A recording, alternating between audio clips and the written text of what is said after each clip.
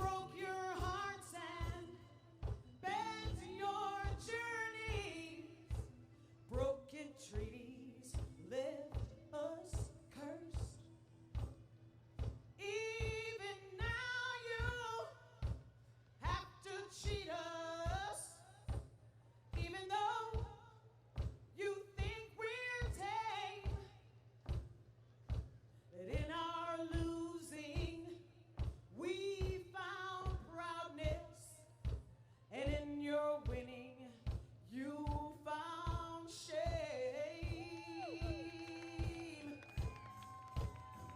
And there are drugs beyond the mountain, Indian drums that you can't hear. And there are drugs beyond the mountain, and they're getting mighty near. And they're getting mighty near. And they're getting Martha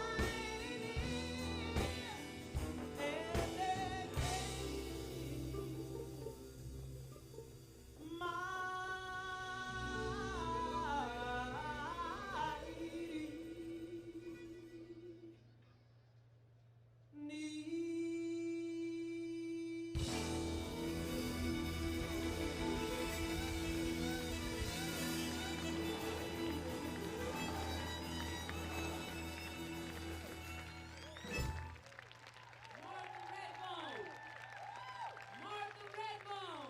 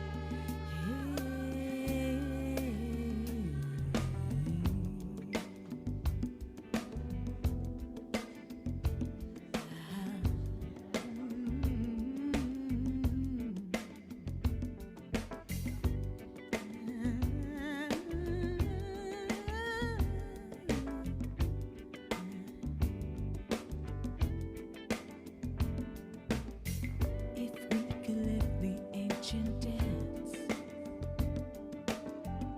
and learn the lessons from our past, is it hard?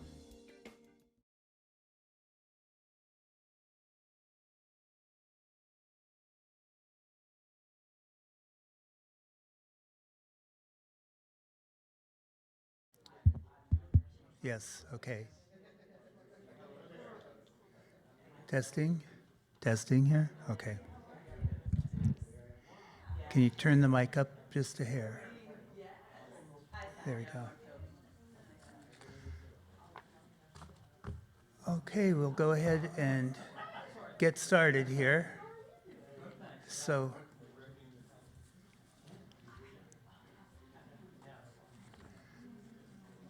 there we go. Good afternoon, everybody. And thank you to everyone for coming here today. And I want to thank all the folks online. We're so glad to have you virtually. And we're really excited to begin this project, the Distinguished Indigenous Leaders Speaker Series, Lecture Series. And it's a very important part of my new duties here with the George Washington University as their Indigenous Economic Development and Tourism Executive in Residence. And we're very proud to kick off this event and look at the importance of a number of things that have happened over the years leading up to this work, especially the work with the Native Act. And I just want to say that, working with the George Washington University and the International or the Indigenous Tourism Collaborative of the Americas has been a great adventure and will continue to be an even greater adventure, I think, in this next coming year. And you're going to hear a lot about what has been done with our partners, with our tribal leaders, and in the international realm that leads us into seeing where we need to go in the future and understanding how we're set to go there together.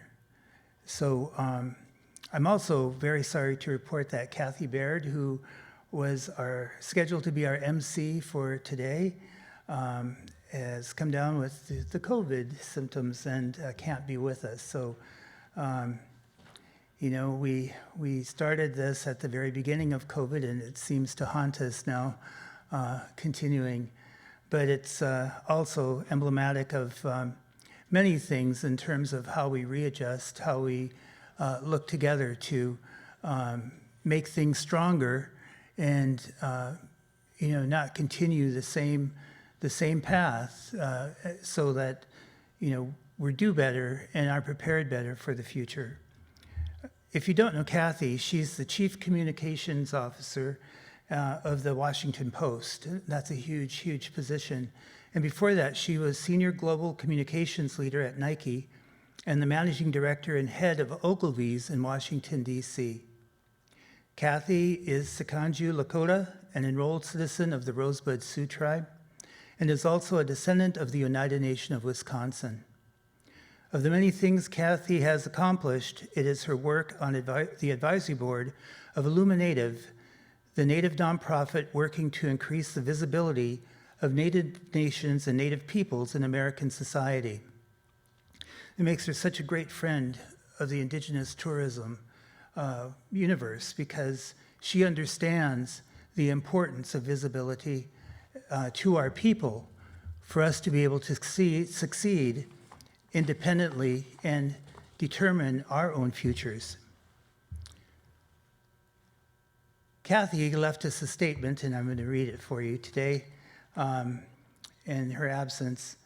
And I really regret that you aren't able to hear it from her voice, but she states as follows. I was so looking to being part of being your MC today, and one of my great passions is raising the visibility and the voices of Native people in the United States. I'm an advisor to Illuminative, the organization begun by Native women in the United States to build power for Native peoples by amplifying Native voices, stories, and issues. Justice, equity, and self-determination for Native people will come when Natives are fully visible. So we have to break through whenever and wherever we can with the truth about Native people. At Illuminative, we organize to disrupt the invisibility of Native peoples, to re-educate Americans about Native America, and mobilize public support for Native issues. And what is Indigenous tourism development if not a powerful disruption of Native invisibility? Native tourism is an important ingredient in the re-education of Americans about who Natives are and what they can contribute. Native tourism is direct contact and direct conversation with Native peoples in their home, on their lands, telling their histories, offering their special hospitality, talent, humor, and warmth, which cannot help but smash old stereotypes and tropes. Native tourism is an important moment, and I'm glad to support it. The Native Act, when it passed and was signed by President Obama in 2016, reminded the tourism industry and national tourism strategists that we are still here, have so much to offer, and many people around the world want to visit us. Many tribes are anxious to develop tourism that they can control and manage, and tribes continue to strive to provide jobs, improve their capacity, and reinforce their cultural traditions. My heritage is Saganju, Lakota, and Oneida. Like our keynote speaker and one of our panelists today, I'm from the Rosebud Reservation in South Dakota. I am proud to know that North Dakota and South Dakota tribes are among the leading tribes in organizing themselves and collaborating in alliance with states, industry, and nonprofits to create tourism programs, infrastructure, and products that lead the nation in native tourism. Natives of the plains are, like natives of all regions, intensely creative, intelligent, resilient people, and their stories, oral histories, cultures, and natural resources, once heard and seen and understood, will become invaluable to all Americans. Native tourism is images, voices, histories, languages, and emotions breaking through with brand new insights for every one of us.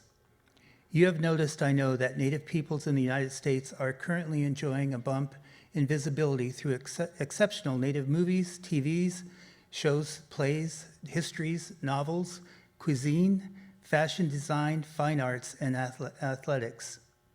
And we need to take this bump, make it a lasting trend, and build on the momentum to propel us into a new age. Native tourism can seize this day and extend the invitation to travelers to visit, to learn more, and receive the gifts of Native experiences, cultures, languages, and landscapes.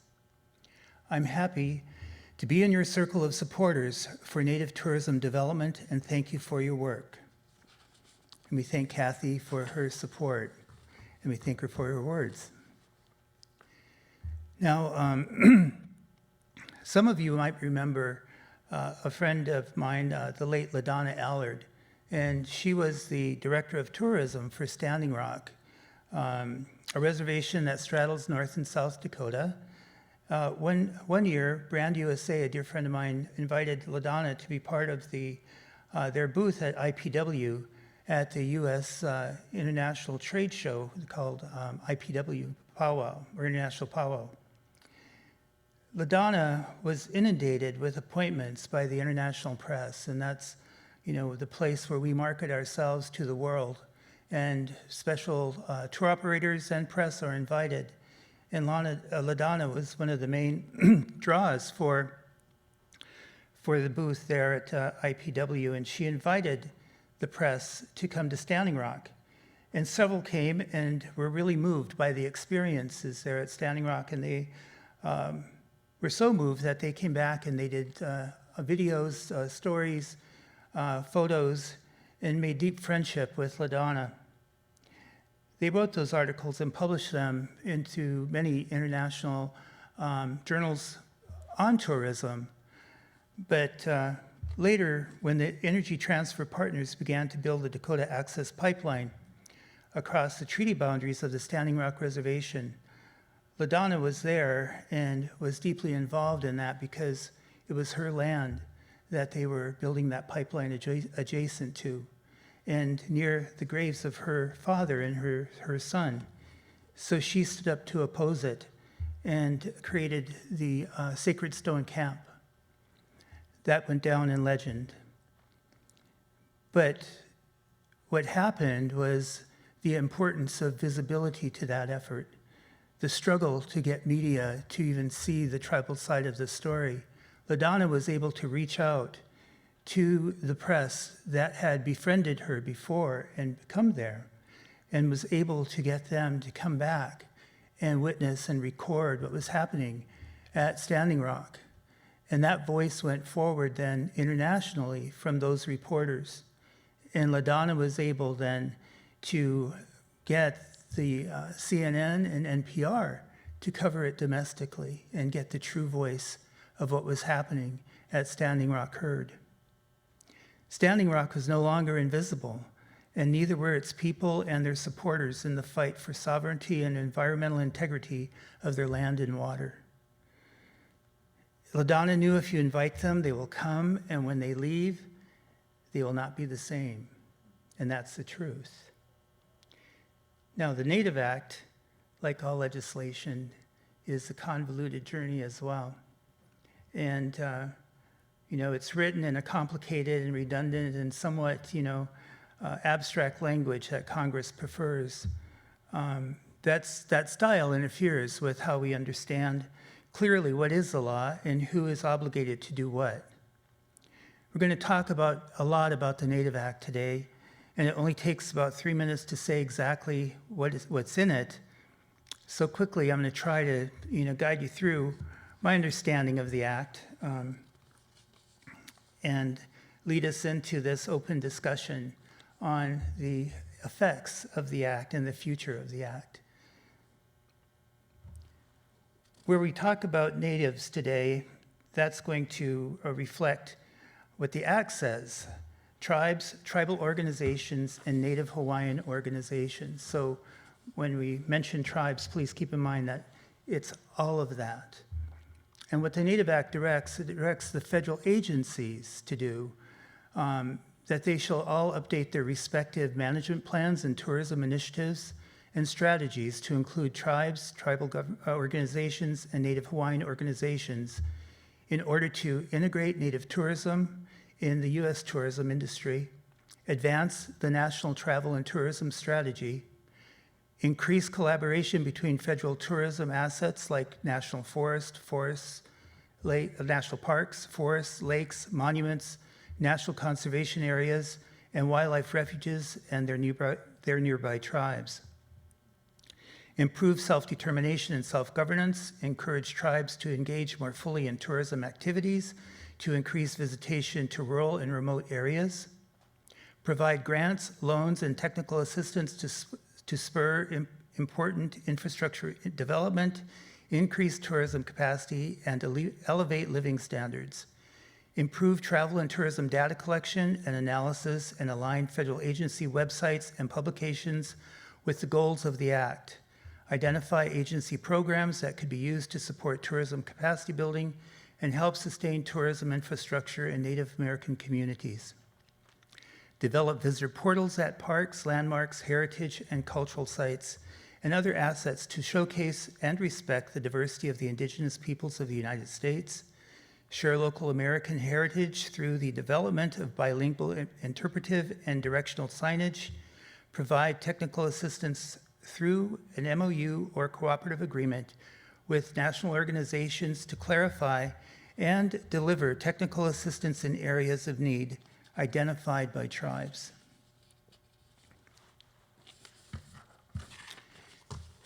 Depending on the availability of appropriations, the head of each federal agency shall obligate funds to cover any administrative expenses from carrying out the Native Act. There's also a section in the Act directing the Secretary of Interior and the Secretary of Commerce to keep track of their progress, provide metrics for the effectiveness of any and all cooperative agreements, and deliver a report to Congress on how they are doing with their obligations under the Act. The Act further identifies actions as directed to each head of agency to help help the natives to showcase their heritage, foods, traditions, history, and continuing vitality. Heads of agencies are directed to identify and maintain traditions and cultural features that are important to sustain the distinctiveness of the local Native American community, and that is meant for every national park, forest, etc., that has a tribe or tribes nearby. Provide visitor experiences that are authentic and respectful. Provide interpretation that connects the indigenous peoples of the United States and the national identity of the United States. Promote understanding and respect for diverse cultures and subcultures, and enter into appropriate memoranda of understanding and establish public-private partnerships to welcome domestic and international travelers arriving at airports and ports of entry in a manner that showcases and respects the diversity of Native American communities. There's directions now for grant-making agencies, and the grant-making agencies, the Administration for Native Americans, National Endowment for the Arts, and the National Endowment for the Humanities, and all heads of grant-making agencies with assets or resources relating to travel, recreation, or tourism promotion or branding, and are directed to support efforts to tell the story of Native Americans as the first peoples of the United States, use the arts and humanities to help revitalize Native communities, promote economic development, increase livability, and present and celebrate the uniqueness of the United States. Finally, it directs the Smithsonian through their Advisory Council and the Board of Regents to establish long-term partnerships with tribal, Native Hawaiian, and nonprofit organizations to share collections, exhibits, interpretive materials, and educational strategies, and conduct joint research and collaborative projects. Today we take a look at how Today we take a look at how the law has been implemented and what we need to do to close any gaps, and look forward to supporting tribal capacity building for tourism under the Act. We're delighted that our keynote speaker today is Wizapan Little Elk Garriott, Principal Deputy Assistant Secretary of Indian Affairs in the U.S. Department of the Interior, an enrolled member of the Rosebud Sioux Tribe in South Dakota. As Principal Deputy Assistant Secretary, he serves as First Assistant and Principal Advisor to Assistant Secretary Brian Newland. Prior to his appointment, Garriott served as Chief Executive Officer from 2012 to 2021 of the Rosebud Economic Development Corporation, an ecosystem of tribal organizations serving the Rosebud Indian Reservation.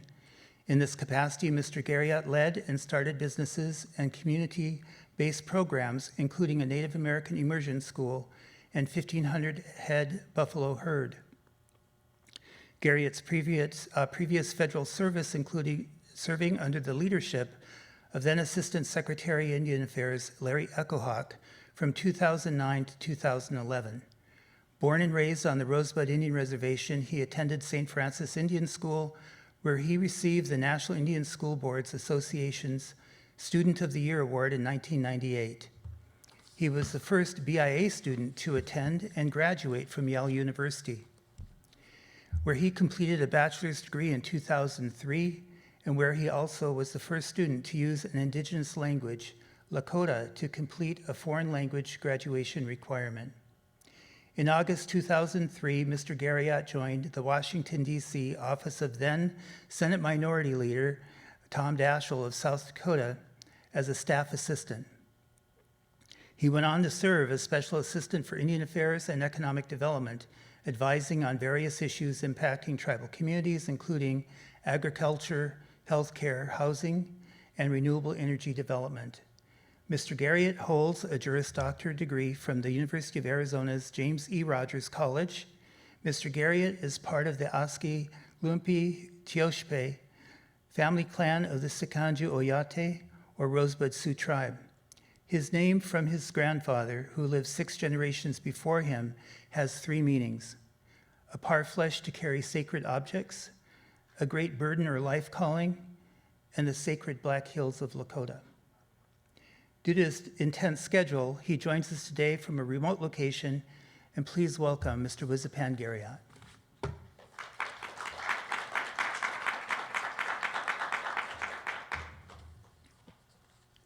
Thank you, Ed. I really appreciate that warm welcome.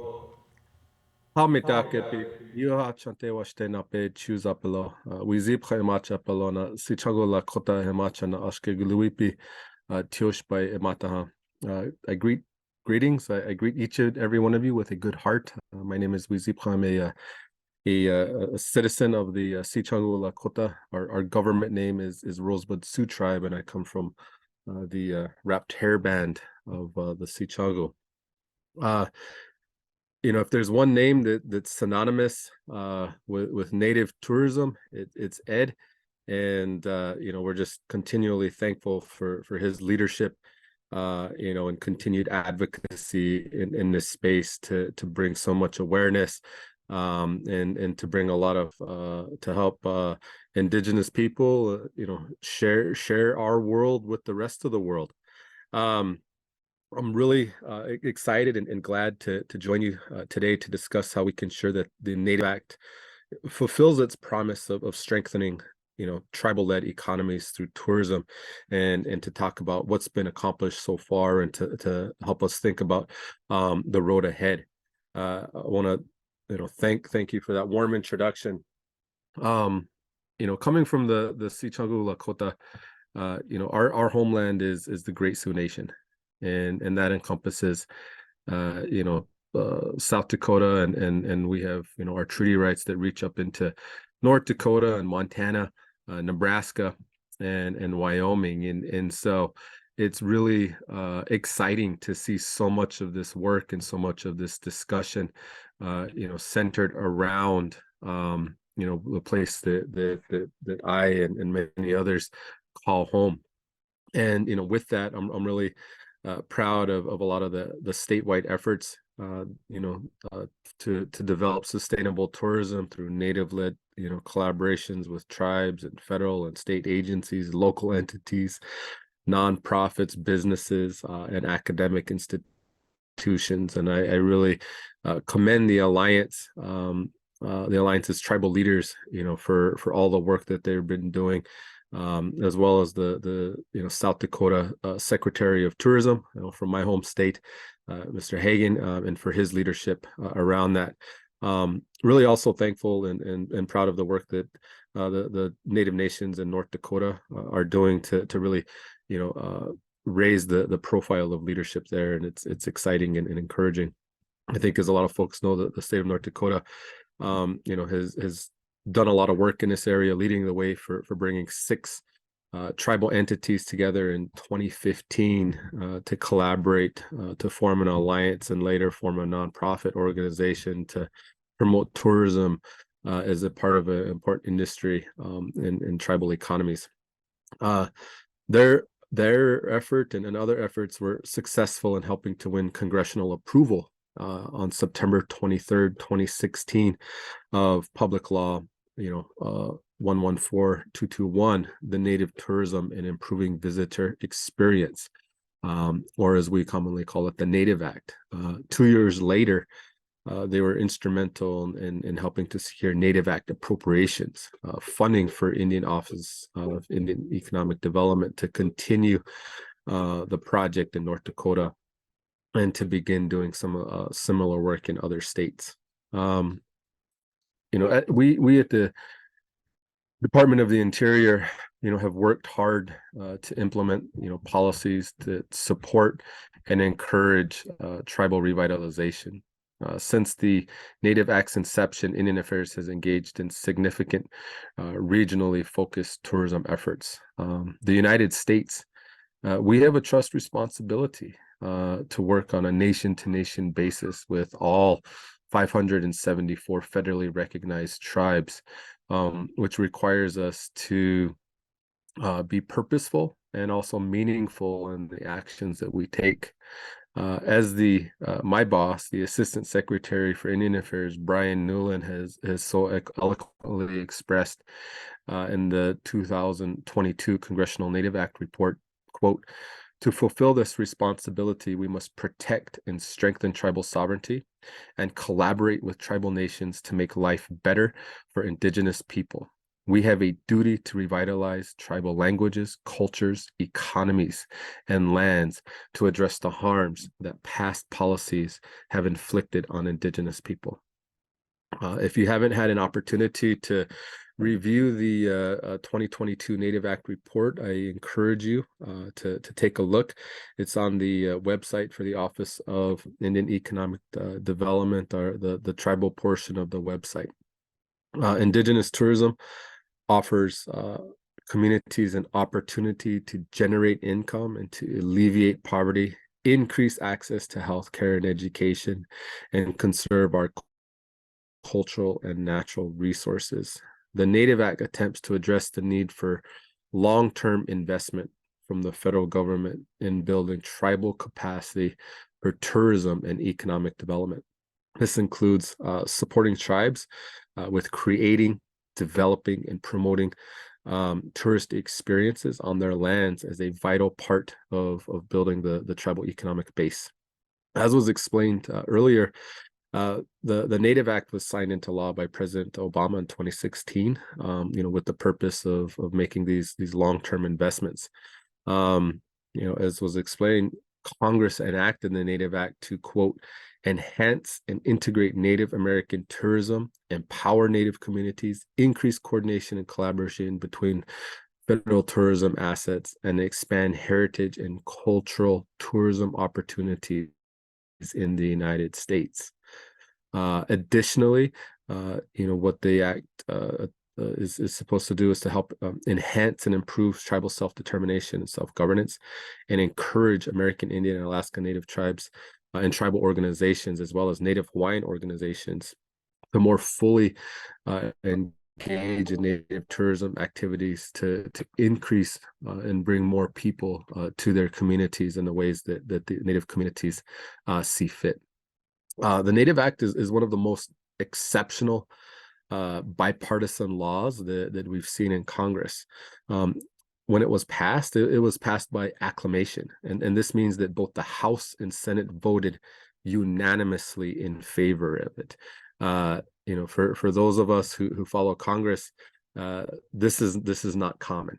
And it really shows how much energy there's from a bipartisan standpoint from both houses of Congress there is for this. The Senate and House sponsors and co-sponsors, included Brian Schatz from Hawaii and Lisa Murkowski from Alaska. They were joined by Senators John Thune and Mike Rounds from South Dakota, Senator Tester from Montana, Sullivan from Alaska, Hoven from North Dakota, and Gary Peters of Michigan.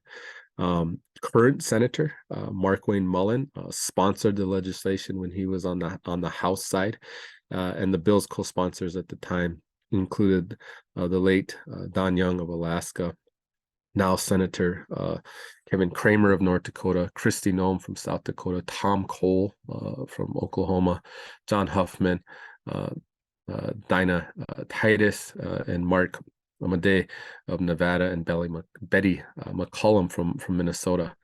I think the Dakotas were well represented as delegation and co-sponsors in that.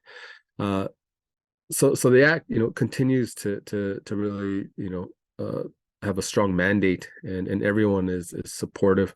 The tribes, Congress, and it's really about how can we implement and how can we continue to think about strengthening these efforts. The Obama administration began implementation, which included creating a White House Council on Native American Affairs subcommittee on the Native Act. And that work, started, very quickly once it was passed. Unfortunately, these efforts stalled in 2017. But nevertheless, Interior and the U.S. Forest Service, we continued to work over 4 years with encouragement and some modest appropriations from Congress. Since the start of the Biden-Harris administration, the White House Council subcommittee has been revived, and we're back to working on full implementation of the Native Act. In this effort, we're really working and encouraging all federal agencies, given this larger mandate under the Act, to fully and actively implement its provisions in their programs. Part of the reason I'm here today is to issue a call to action, to our federal partners who share responsibility for implementing the Native Act at their respective agencies. I want to talk a little bit about some of the progress that we've made, and we've been able to do so with a modest amount of funding, and we've seen increases in the number of tourism alliances, which are in various stages of developing and marketing tourism programs and products. First of all, when we're looking at some of our accomplishments, the Office of Indian Economic Development is collaborating with the White House Council on Native American Affairs, which is a interagency council made up of a number of different federal agencies to coordinate and collaborate on the development and implementation of Native policy. And so through this Native Act subcommittee, it's a subcommittee of the Economic Development and Energy and Infrastructure Development Committee. So we've made it an interagency effort, and we're really working to make sure that we give it the kind of the time and attention that it's due. Our agency partners include the Department of Agriculture, Commerce, Transportation, Labor, obviously Department of Interior, and our Office of Native Hawaiian Relations. The subcommittees first convened on September 22nd, 2022, where the top priorities included coordination of federal and non-federal government partners for more effective implementation of the Act, provisions for funding resources, capacity building tools, technical support to tribes to develop more of their tourism resources, provision of education and training to increase tribal capacity, and then reporting to and working with Congress to further develop, federal support and for these various efforts. Our Office of Indian Economic Development, has engaged, in significant tribal tourism support efforts, over the last several years. It's had the most success to date through the work of OIED Director Anna LeBeau, and her staff, which includes Denise Litz and such a great team. Anna also has spent a lot of time in South Dakota and has been such an amazing leader for our office and implementation. I also want to compliment the U.S. Forest Service, who successfully sought funding and built a highly successful grant program under this in 2021 and 22. They supported 31 tribes residing near Forest Service units in their tourism development efforts. Through OID and the Native Act, we've been able to fund the work of the American Indian Alaska Native Tourism Association for several years, including the organization's annual education conference. The association's work has also includes as many as 42 development webinars on a wide range of topics and trainings for tribes, and international marketing and promotion, as well as funding the creation of a tribal tourism database. We've really found that providing technical assistance to tribes and tribal tourism alliances is essential and key to our work to develop the tourism throughout Indian country. In 2021, OID began the Tribal Tourism Alliance grant program to help empower tribal nations in building their economies. That year, the program assisted 18 tribes around the country. In 2023, OID provided $3 million through the Tribal Tourism Grant Program, provided funding for 30 tribal tourism grantees to support feasibility studies and business development planning. Indian Affairs has also, helped to do this work through, George Washington University. Since 2013, the university's International Institute of Tourism Studies has provided technical support to tribes for tourism planning, management, and product development.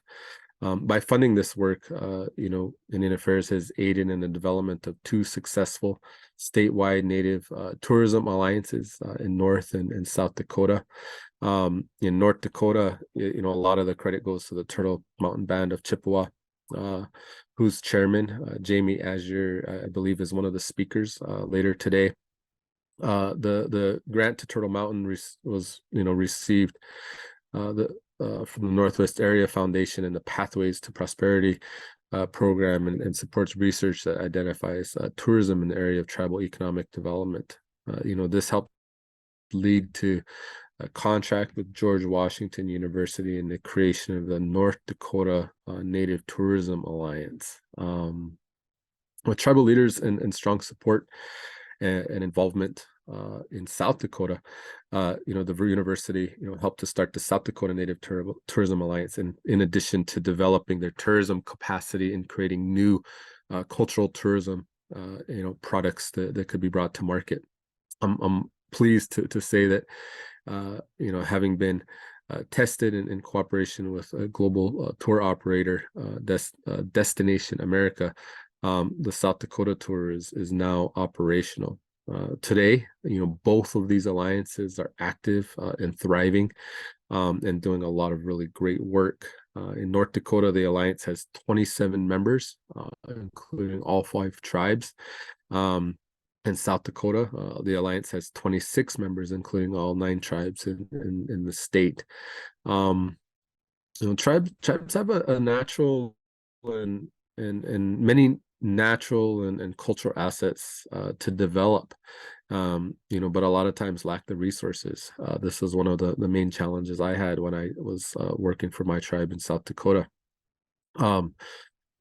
And so the George Washington University has helped to mentor, North Dakota Tourism Alliance, and helped to secure $600,000 in funding over the last 5 years. Seeing those successes in the Dakotas, the Montana Indigenous Tourism Alliance was created and ratified by the Rocky Mountain Tribal Leaders Council. And with the exception of one tribe, all of the tribes in Montana are there and participating, and they're assisted in the planning and development by the Virginia Polytechnic Institute and the State University, also known as Virginia Tech. Through funding through our Office of Indian Economic Development, Virginia Tech has helped 6 tribes in Virginia with tourism and building their grant capacity, and we're working there. In 2021, 25 additional tribes around the country have benefited from OID's tribal tourism grant funding, and we're hoping to be able to continue that. Well, we've done a lot of work in this area, in more and looking to continue to include the U.S. Forest Service and the Commerce Department. They've also been doing work, but we have a lot more to do. We really have to work and start thinking about how we can ensure that all tribes, located near federal investments can benefit from investments by these agencies and help continue to really carry out the initiatives of the Native Act. And then when we think about that, full implementation really requires and would require federal agencies to look at their budgets and management plans for anything to do with capacity building for recreation and tourism, and to build Native Act provisions and programs into them. As mandated by the Act, such programs would, quote, provide grants, loans, and technical assistance to tribes, tribal organizations, and Native Hawaiian organizations to spur important infrastructure development, increase tourism capacity, and elevate living standards. The Native Act implementation got off to a great start in 2016, and it kind of stalled. We need to make sure that the effort to really continue this work doesn't stall in the next year, and that it continues. The work that's been done by the White House Council on Native American Affairs, and who's the director is Morgan Rodman, who served as the previous director during the Obama administration. He's really been made it a priority to develop a deep inter and intra-agency coordination, and working to really see fuller and better implementation of the Act.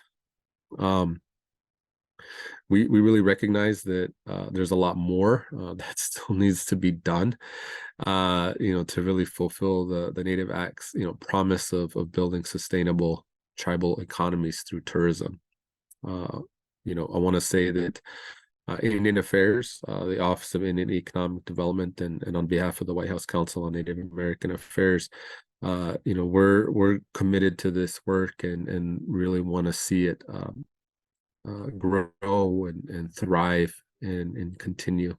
So, you've heard enough from me. In closing, I just, on behalf of the Assistant Secretary for Indian Affairs, Mr. Brian Newland,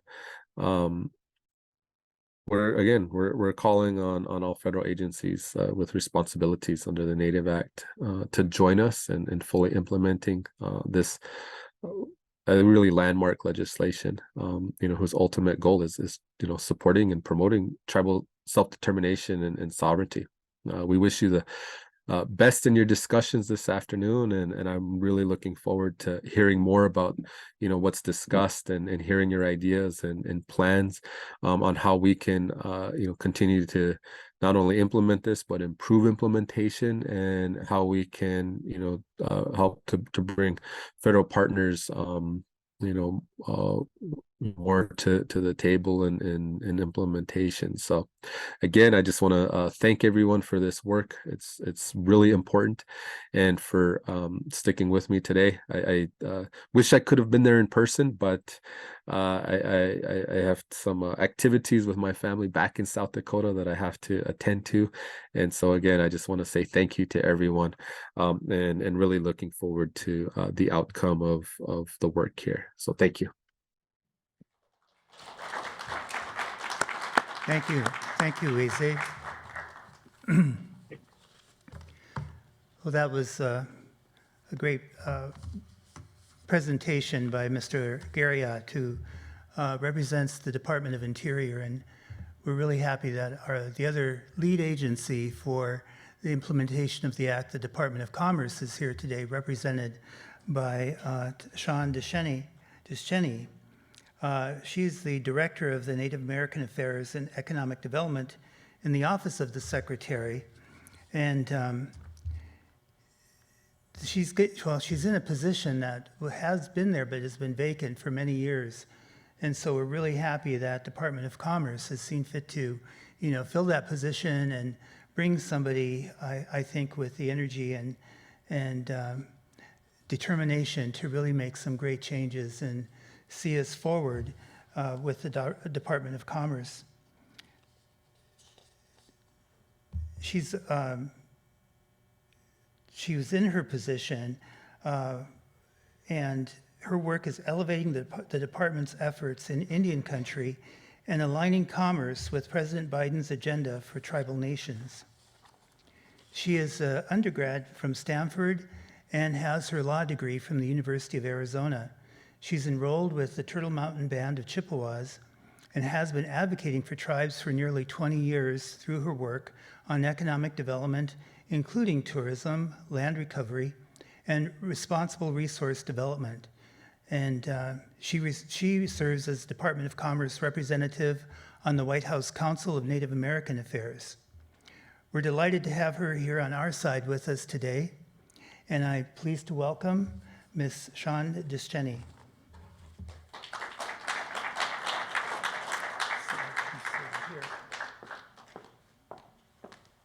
Thanks so much, Thank you. Mr. Hall. So yes, I am Chippewa, but my husband is Dene, and our family comes to DC from the Navajo Nation, is where we moved directly from to come to here. Specifically, Lechi'i, a community on the western side of the Navajo Nation, which I might add is bigger than some states in this union. At the top of the canyon, where the Grand Canyon flows up, where they built a dam, Glen Canyon Dam.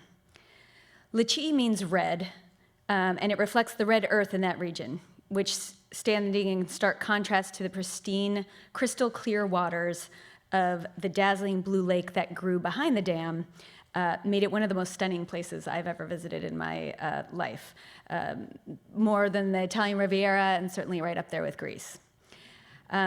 Although the White Killers and other families have always been on the land, in general, the community of Lechi'i grew from a workforce need for the power plant that was built alongside the needed water of the lake, the Navajo Generating Station.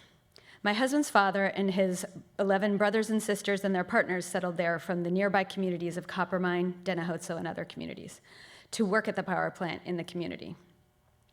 Although you may have heard of Antelope Canyon now, no one had heard of the incredible red twisting canyons back then. The tourists that came were ones that had already traveled around the world many times. But thanks to the work of the Diné citizens in promoting their tour operations internationally, it's hard to meet anyone who now hasn't heard of Antelope Canyons and Horseshoe Bend after they've been on the front pages of the New York Times and National Geographic. The tour buses would start in Las Vegas and stop by this national treasure on the way down to the Grand Canyon and then get on their flight back to Phoenix. So in coordination with their tribe, these individual tour operators really generated this side economy in this community.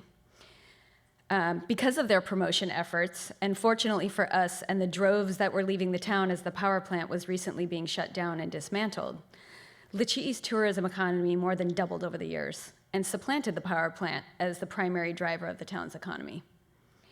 Just about all of our 18-plus nieces and nephews work in this tourism industry. This administration is aiding the transition of coal economies, and we have done that across the Commerce Department, but specifically through one of our bureaus, the Economic Development Administration, and its program, Investing in Coal Communities.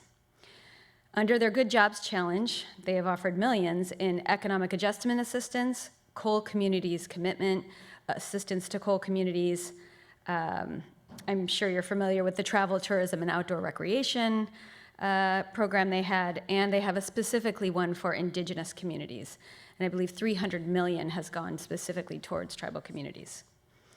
Not only is tourism part of the future economy of tribes, but it is not to be overlooked that even in this example, it was our citizens and not our tribal governments who are the backbone of this community's economy.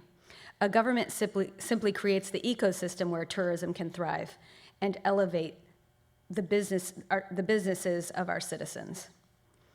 And it is our job and what we are doing in this administration, and certainly the Department of Commerce. The federal government has 12 departments, and we have about the same number of bureaus in the Department of Commerce. So it's very large, and I'll go over some of the tools that we have in this department today, but certainly encourage folks to jump online and mine through the wealth of information and opportunities that are too numerous for me to list here today. We have compiled a clearinghouse on the White House Council of Native American Affairs website that Wheezy brought up. I speak about him informally because we went to school together. So that resource is there, and tribes can certainly go there, and citizens that you work with and are operating these businesses can go to this one-stop shop to find opportunities that at least the federal government can offer to support their businesses and their work in this space. So one of our bureaus is the Minority Business Development Administration, currently under their Capital Readiness Program has offered $125 million in technical assistance to help underserved entrepreneurs grow and scale their businesses, which ties well into our efforts here today. Minority-owned firms seeking to expand into new markets, domestic and global, and grow in size and scale can access business experts at an MBDA business center, whether it's securing capital, competing for a contract, identifying a strategic partner, or becoming export ready. Success is our priority. The centers are located in areas with the largest concentration of minority populations and the largest number of minority businesses. American Indian, Alaska Native, and Native Hawaiian projects support tribal and Native business growth by addressing one or more of the following strategic initiatives within this bureau: innovation and entrepreneurship, strategic planning, or transformative projects. So they have several centers that are focused under American Indian, Alaska Native, and Native Hawaiian projects, and I'll just kind of rattle through some of them. Accelerating Northwest Native business innovation out of Portland. There's one in Oklahoma, New Mexico, Anchorage, Building Equitable Native Economies project in Washington, Business Incubator and Strategic Planning for the Center of Excellence in Tribal Entrepreneurial Education in Montana, Economic Recovery Program to support Native American entrepreneurs, art entrepreneurs, and tourism operators. That's in Billings, Montana. The list goes on. We have Tulsa, and of course the National Center for American Indian Enterprise Development, which I'm sure we're all familiar with Chris James's work in putting on res every year for all of us in Arizona. Salt Tribe Thrive is the last. We also have the Patent and Trademark Office in our department, standing by with expertise for Native entrepreneurs looking to take those next steps with our tribal citizens. And of course, you are familiar with the International Trade Administration, who will be here later today, and its work focused on underserved communities and populations to create jobs and foster economic growth. They strengthen competitive in the U.S. industry, promote trade and investment, ensure fair trade through enforcement of trade laws and agreements. And this administration is working to improve the global business environment and help U.S. organizations compete at home and abroad. So we're doing lots of work in that space, helping these businesses advance to the international market and provide resources to become export ready. Exports of tourism being one of those tenants. We've partnered with IENTA to help us both in that capacity, but as you've heard through the Native Act, Commerce and Interior, those two departments have come together to support IENTA's work and have certainly benefited from their role in this space for over 20 years. They're helping us support activities to facilitate international trade and commerce, educate the public about economic benefits of trade, enhance awareness of International Trade Administration and other U.S. government resources available to U.S. companies and foreign investors, encourage U.S. businesses interested in exporting and foreign businesses interested in investing into the United States, which includes their tourism visits here. So we want to partner with Native entrepreneurs. We want to grow sustainable tourism and bring visitors to Indian country that are interested to help them start or expand their cultural tourism, to showcase their heritage to visitors in a manner that helps drive economic prosperity while protecting cultural integrity. We provide technical assistance, training, research, publications to create demand for these destinations with domestic and international travelers, the travel trade, and the media, which I just have to note, heard the history of that coming out of the tribes in South Dakota and her relationships with the media and how that served us in the Standing Rock issues around the pipeline. Because that is what it did, is it shined a light on something that I do all day long as an attorney, and I had probably several issues with the Army Corps of Engineers that year that was getting no media attention. But here, Standing Rock did that for the pipeline, and it helped shine a light on all the work that typically does not get that type of attention. As you know, our National Travel and Tourism Office produces data on international visitation and spending in the United States, which helps us to underscore the importance of the travel and tourism industry and to provide critical market intelligence to help stakeholders like yourselves make important policy decisions. So they have cranked out some numbers of 7.4 million jobs, through 1.7 trillion of economic activity. This is 1 in every 20 jobs are directly or indirectly impacted by travel and tourism. So we had over 1 million overseas visitors in 2022, up from approximately 300,000. And so we look to offer more specific data to Indian country, and maybe that's another space of how the Commerce Department can help with that. I know we have mapped our jurisdictions, or mapped the tribal jurisdictions for the census, and we get very specific data from that. We're looking to move that over the BEA, the Bureau of Economic Analysis, and that they are going to map those districts, and that maybe we can do that for this office as well, so that the data we're getting for tribal and tourism can be specific for Indian country. So as has been mentioned, so the National Travel and Tourism Strategy, which came together under our interagency work under the Tourism Policy Council, which is led by us, the Commerce Department, and helped develop this National Travel and Tourism Strategy that our Secretary, Gina Raimondo, released last year. We have a goal of attracting 90 million visitors, which we estimate will spend $279 billion annually by 2027. And in contrast, I'll just say, we're looking at 90 million, and that would be in 2022, last year was 51 million. So just over half, is that right? And then 279 billion and last year it was 167 billion. So you can see where our goals are set there. We've ensured it's supported development of diverse tourism products and focused on underserved communities and populations. It brings a whole of government approach, which Weezy spoke about, to increasing jobs and growing economies through travel and tourism and outdoor recreation. And it envisions us, the public sector and private sectors working together to increase the volume and value of travel and tourism under 4 pillars. I'm sure they'll go over these again later, but you can always say them, can't say them too many times. So the 4 pillars of the strategy is promoting the United States as a travel destination, facilitating travel to and within the U.S., ensuring diverse, inclusive, and accessible travel experiences, and fostering resilient and sustainable travel and tourism. And so you just want to ensure that Native America is folded in all aspects and capacities of those pillars. There's 21 individual strategies beneath that, and I think 114, is that right, Kurt?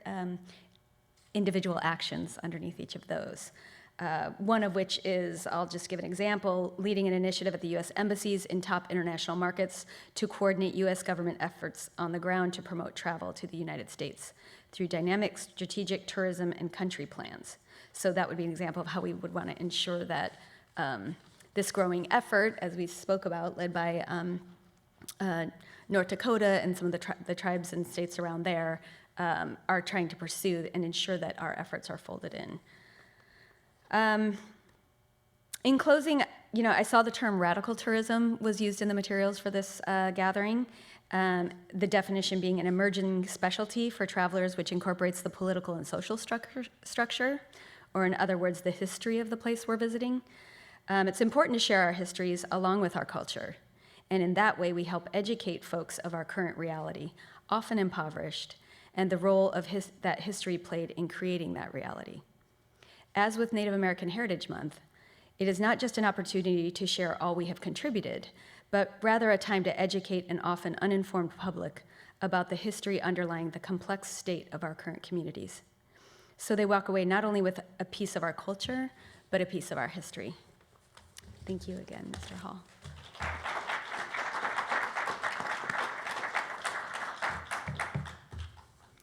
Thank you so much, Sean. It's wonderful to have Commerce here along with Interior, and now we have the Department of Transportation. And my career started with the Bureau of Indian Affairs under the Division of Transportation. I was there for about 30 years and as the tourism coordinator, but got to work intimately and closely with many programs over at the Department of Transportation. I also had the wonderful experience of working with Mr. Milo Booth as he was in our Legislative Affairs office at Interior and working on transportation issues. So now we'll hear from Mr. Milo Booth, who is now at the Department of Transportation. And he's the Director of Tribal Affairs at the Department of Transportation, the lead career official for Tribal Affairs and Intergovernmental Affairs, and a key advisor on tribal affairs to the Secretary and all DOT leadership. Milo works closely with DOT programs to ensure visibility of tribal concerns and is a direct partner with national associations that represent tribal interests. He has more than 25 years of experience working with tribal, state, and federal agencies on infrastructure, land management, energy resource development, and emergency management. An Alaska Native and member of the Metlakatla Indian community, Raven Clan, Milo served his community as Director of Forestry and Land Resources before joining the federal government.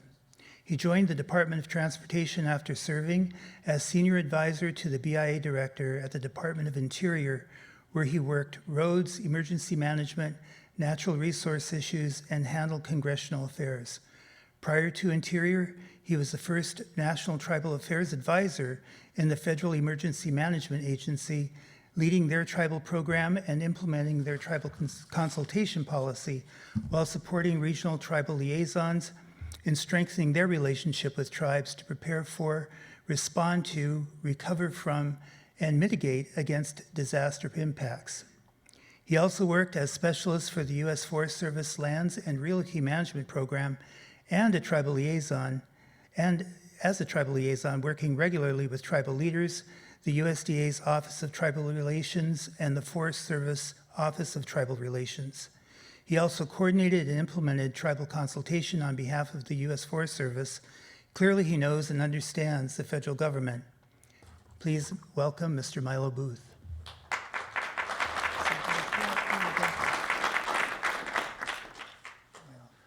Deutsches Ed, I'm Goro Nua Needs and Malabuti Wayu, Simshianu, Harakanhada Dipdagu, Chumatlahasla, Diwawetgu, the North Potomac, Maryland, Diwal Jogan, Wep Hasalshu, Wep Zig Zig.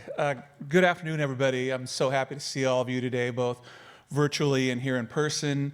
I'm Milo Booth. I'm from the Metlakatla Indian community. I come from the Raven clan of Masimshian. And it's not lost on me when I hear Principal Deputy Assistant Secretary say that he comes to you with a good heart, because in our introduction, Mkodu Nila Needsum is my heart is good to see all of you, okay? And then I look across this panel and I see Sean DeShaney, had the privilege of working with her husband in a prior position, and I work with her now through the White House Council. I don't know anybody who hasn't worked with Mr. Ed Hall or his brother, and it makes me think of Indian country, and we don't have 6 degrees of Kevin Bacon. We got about 2 or 3 before you can connect all the dots. And I say that both externally and internally, because for success, we need continuity. For success, we need familiarity, and we need to be able to work together. And that's what I think we've been doing. I have spent a majority of my federal career, actually all of it, out here in DC. But when I think of Indigenous tourism, I think back to when I was a kid in the late 1980s growing up in Metlakatla, Alaska. And I think of, I think it was 1987 to be exact, when the first cruise ship came into our village. I grew up commercial fishing. My dad worked in a sawmill. And everybody heard about this cruise ship that was coming in and all of these non-natives that were going to come in and visit us. And we didn't know what to expect. However, they put the cruise ship dock, or they had the ship dock next to our commercial fishing plant, the Annette Island Packing Company, which at the time was the oldest Native American-owned company in the country. And for those of you who didn't grow up commercial fishing, as I look at a lot of my friends from the lower 48, it's a processing plant. You're gutting the fish, you're cutting the tails off, you're filleting it, you're putting all of the fish bones back into the ocean.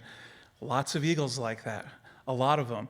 And our people told the tourists, when you tie up here, this dock is next to the fish plant, so please keep your animals on a leash. And the first thing that stands out, this poor little dog let off the leash. Well, what do you think happened?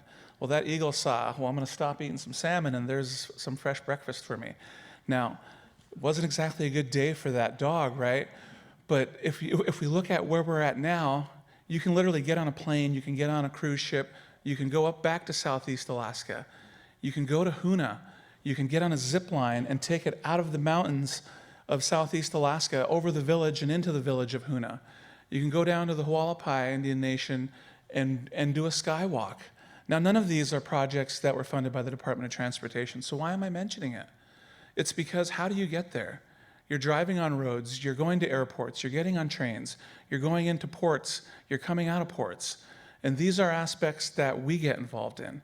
So when I think of the Native Act success and how do we build on it from a federal perspective, I think of the bipartisan infrastructure law, where I'm at the Department of Transportation. Our Secretary Pete, just last week, he spoke at the Tribal Nations Summit. I know there's been a lot of good things said about the White House Council on Native American Affairs, both by Principal Deputy Assistant Secretary Wizipan, Sean DeShaney mentioned it. We are a part of it. Secretary Pete is the co-lead for the Economic Development, Energy, and Infrastructure Committee. Assistant Secretary Teller and myself sit on the day-to-day operations of this. We ensure that the voices are being heard. But we also, looking back at the bipartisan infrastructure law, we see a lot of opportunity, but opportunity that needs to be applied for. These are competitive grants. We want to ensure that tribal partners are here at the table. They are hearing about these opportunities. They are applying for them. They are successful at doing so. And so far, I think they are, but we need more. We want more. So when you see Assistant Secretary Teller or myself talking, conferences or speaking engagements such as this, or meetings that we literally just had a couple hours ago with tribes, we sound like a broken record. Apply, apply, apply. The RAISE grant, the Rebuilding American Infrastructure through Sustainability and Equity. Equity is something that I do not let go unlost on my co-workers at DOT. This is Indian country. And we look at year one, tribes received just over $60 million from RAISE. It's a $1.5 billion grant program. Last year, $180 million goes to Indian country. We need tribes to come and take advantage of these opportunities. And to do so, it's colleagues, it's internal colleagues, it's knowing Sean, it's working with Weezypan, it's knowing Mr. Ed Hall, it's reaching out and telling everybody and anybody, the tribal organizations that we work with, this is something that is very important and tribes need to be aware of it. And we want to continue to do that, and it's with the help of all of you fine folks, both online and here in person, that we can do so. One other thing I would mention too is there's an aspect of the bipartisan infrastructure law that doesn't have a dollar figure attached to it at the Department of Transportation. And this is a direct result of tribal involvement, tribes asking for something and demanding it and saying it over and over and over again. I know Ed listed a number of stops I've had in my federal career, but I've heard as far back as when in 2014, when I was at FEMA and I would hear tribes talking about they need assistant secretaries, they need Office of Tribal Affairs at DOT, at emergency management conferences. And under the bipartisan infrastructure law, if you look at it, there is now an Office of Tribal Government Affairs. That's where I reside. I was brought on board in June of 2020 as the Director of Tribal Affairs in the Office of Government Affairs. So I was essentially a director without an office. Well, now we have that and in the flesh. And then the other aspect is the elevation of political leadership. We were previously led by a Principal Deputy Assistant Secretary for Tribal Affairs. Now, to all of my friends outside of the government, that just might be more alphabet soup for you to digest, and I get that. However, elevating the leadership to the rank of Assistant Secretary pulls that position out and literally, quite frankly, puts it up in the front office. So you're no longer reporting to a Principal Deputy Assistant Secretary, much as I love Weezypan, out over at DOT, right? Now, the Assistant Secretary for Tribal Affairs reports to the Deputy Secretary, right into literally the top two leadership of the department. So when tribes tell us what they want, what they need, where and how they need it, those messages go straight to the top. And again, circling back to comments that I made earlier about how connected and tight-knit Indian country is, this is a direct positive example of that. It's something that I hope is not lost on all of you. It's something that internally we use it every single day when we meet on the White House Council for Native American Affairs. We use it every single day when we consult with our tribal partners. What's going on, Sean? What's going on, Weezy? How's it going, Morgan? Can you share this? Can you share that? But with that, I do want to circle back to another point that I hit on, and I will sound like a broken record. Apply, apply, apply. This is a 5-year law. I'm not doing my job correctly if tribes do not know about these opportunities. We do a lot of outreach. We're in a lot of places. We're grateful to be places like this. And with that, I do want to thank you guys again, and I look forward to this continued engagement. Thank you. Thanks, Ed. Thank you, Milo. That was great. And, it truly is about partnerships, and Milo nailed it. And so did Sean. I think that, working together, and I know this is a small group here, but it's a very powerful group, and it's filled with people who I think jointly are critical to, filling this room with people across the federal agencies and across DC, really, that can be our partners. And so, with that, I want to welcome up our panel here today from the federal agencies. And I'm really pleased to be able to say that, we have some great federal officials who've been involved in activities that fulfill the promise of the Native Act. And they're the representatives from agencies that are doing the most to implement the law. The Department of Interior Office of Indian Economic Development, the Department of Agriculture's U.S. Forest Service, and the Department of Commerce National Travel and Tourism Office. Please welcome Ms. Denise Litz, a member of the Tuscarora Nation in New York, who joins joins us from the Department of Interior, Office of the Assistant Secretary, Indian Affairs, where she is the Chief of the Office of Indian Economic Development. Prior to joining the Department of Interior 2 years ago, Denise dedicated 21 years of service of her federal service to the Department of Health and Human Services, where she was the branch chief for the Division of Tribal Management, TANF. Prior to that position, Denise worked for the Administration for Native Americans and the Office of Head Start. She possesses more than 23 years of experience in strategic planning, 10 of those which focus on tribal economic development. She holds a master's degree from the University of Colorado, Denver, and a bachelor's from the University of Northern Colorado. Also joining us today is Toby Bloom, the U.S. Forest Service National Program Manager for Tourism and Interpretation. Her portfolio includes strengthening recreation economies and forest gateway communities, working with tribes to promote authentic interpretation and responsible visitation to Native heritage sites, innovative public lands and health partnerships, and working with the interpretive associations to improve visitor experience on the national forests. Toby believes in nature as a key aspect of a healthy life and was the first Forest Service employee to become a certified nature and forest therapy guide in January of 2019.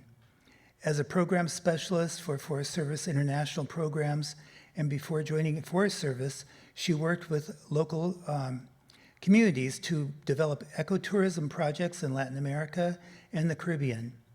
Toby started her career in tourism and interpretation as a tour guide through the United States, Canada, and Mexico. Her master's degree is in Sustainable International Development with a focus on ecotourism from the Brandeis University. Our third panelist is Mr. Kurt Cottle, and he's a dear friend here for many years. He's the Senior Policy Analyst in the National Travel and Tourism Office at the U.S. Department of Commerce. Kurt's multifaceted career spans 40 years.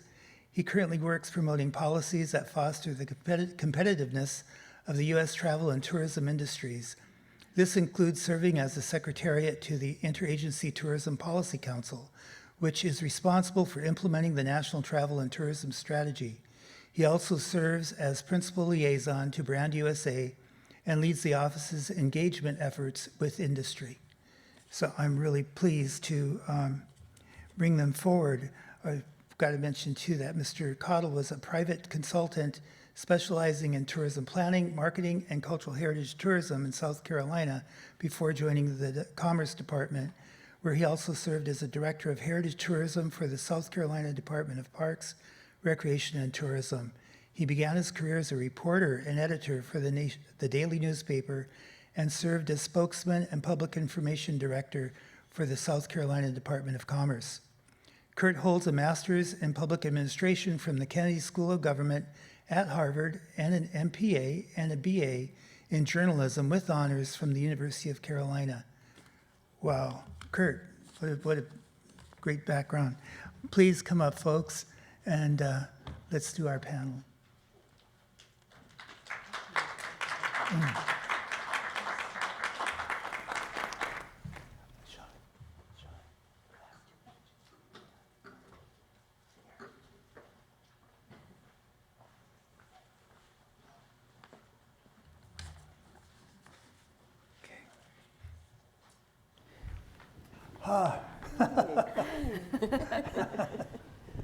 Well, I'm so glad to get to this part. It's such a great to see you guys here, and thank you. Thank each and every one of you for coming.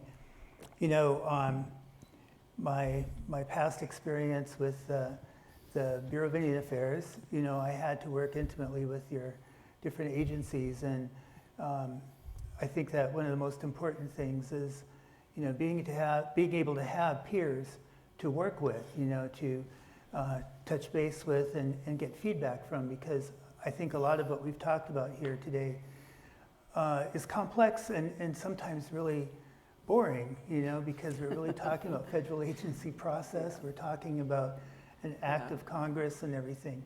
But where it really gets kind of exciting, maybe wonky, is what happens, you know, when you're doing your work and how you work to make these things happen. And your experience is really the heartblood of what we're looking for in the federal agencies and the Native Act, was one of those key areas. But beyond that, the Native Act started without federal funding. And so we're really looking at, what exists throughout federal government that can support this. And you've been the leaders in doing that. So I'm really excited to hear from you today on your experiences and your advice, really, on how we move things forward. So I'll start with our first question for all speakers, and to, kind of a softball to start, is describe your agency program under the Native Act and the changes that have occurred since the Act. And would you like to start, Denise? I can. Thank you so much. So the Office of Indian Economic Development has been implementing the Native Act since 2019, and we're very proud of the work that we've been able to accomplish. There's been basically 3 initiatives that we've engaged in. The first one is our management planning. Part of what we wanted to do was to make sure that the Native Hawaiian organizations had an opportunity to engage in this effort, since that was very clear from the Native Act that that was a piece of that. So we have a partnership with the Office of Native Hawaiian Relations, and they have their own grant program that we support, and we want to make sure that that collaboration stays strong. So that's our first initiative. Then, as was mentioned by Wizi Garriott, is that we have the White House Native American Council that is supporting our Native Act subcommittee. And we've really wanted to make efforts and have it be across agencies and make sure that we're all working together to talk about what could we be doing differently for the Native Act, what could we improve upon, what things need to change. So we really look forward to that being a piece of what we do in the future as well. And then we have pilot projects that we've engaged in over the last 5 years that we're very proud of. Those have been engaged through the George Washington University, their work in North Dakota and South Dakota. We also have Virginia Tech, who's worked in Montana and Virginia and been very successful with the tribes there. And then, some of the pilot projects were mentioned. IANTA is the cooperative agreement. They provide technical assistance to tribes, tribal organizations, and Native Hawaiian organizations to provide support for tribes that are seeking tourism projects. So all of those pilot projects have been very successful, and we're looking forward to increasing that and doing some different things in the upcoming years with our Native Act funding. And then our third initiative is our tribal tourism grant program. We're very proud of that. We have 2 cohorts that have been implemented. The first was 18, and the second is 30 grantees, and very, very pleased with the work that they're doing. It supports feasibility studies and business plan development. And there's a variety of different projects that we can talk about here coming up, but that'll get us started. Thanks, Ed. Denise. Yeah, sure. Toby, would you like to respond? Certainly. So Forest Service, we got our first congressional allocation of Native Act funds in fiscal year 2021. We actually submitted our proposals in fiscal year 2018. Our Heritage Department and our Tribal Relations Department, together with our Recreation Department, put forth several projects that really combined tribal representation and providing world-class visitor experiences. And so after 3 years, somebody was convinced. We did not know that we were getting the money, and for those of you who are in the government, you may remember that in fiscal year 21, we didn't get our budgets until late January. So it was a big surprise, and the clock was ticking. We needed to get those funds obligated and make sure that they were in somebody's bank account before the end of the fiscal year. And so the projects that we had proposed in FY18 were still waiting to be done, so we funded most of those projects. And we also asked for regions that had not submitted projects originally to tell us about programs that they also were looking to implement that would both improve recreation and visitor experience and also tribal representation on National Forest System lands. We had really nice programs that first year in FY21, and again, I'll talk about that when we talk a little bit more specifically about our projects. But we really felt like the process would be more equitable and transparent if we could take it outside of the Forest Service and work directly with tribes. The National Forest System in the U.S. Forest Service does not have direct granting authority, and so this was a little bit of a challenge for us. And so after going back and forth with our general counsel and getting a no, you cannot give direct grants, we partnered with the American Indian Alaska Native Tourism Association, who have been longtime partners with us anyway. But we went into a partnership agreement with them so that we could transfer funds to them, and then they are also helping us now with these past 2 years of a direct grant program to tribes. And so that change really opened up the possibilities of what we were able to do with our Native Act funds. It meant that we could support projects with our technical expertise and with funds, both on and off Forest Service lands. And for National Forest System, that's difficult for us to work beyond the boundaries of the National Forest. So this was a real, kind of a win for us.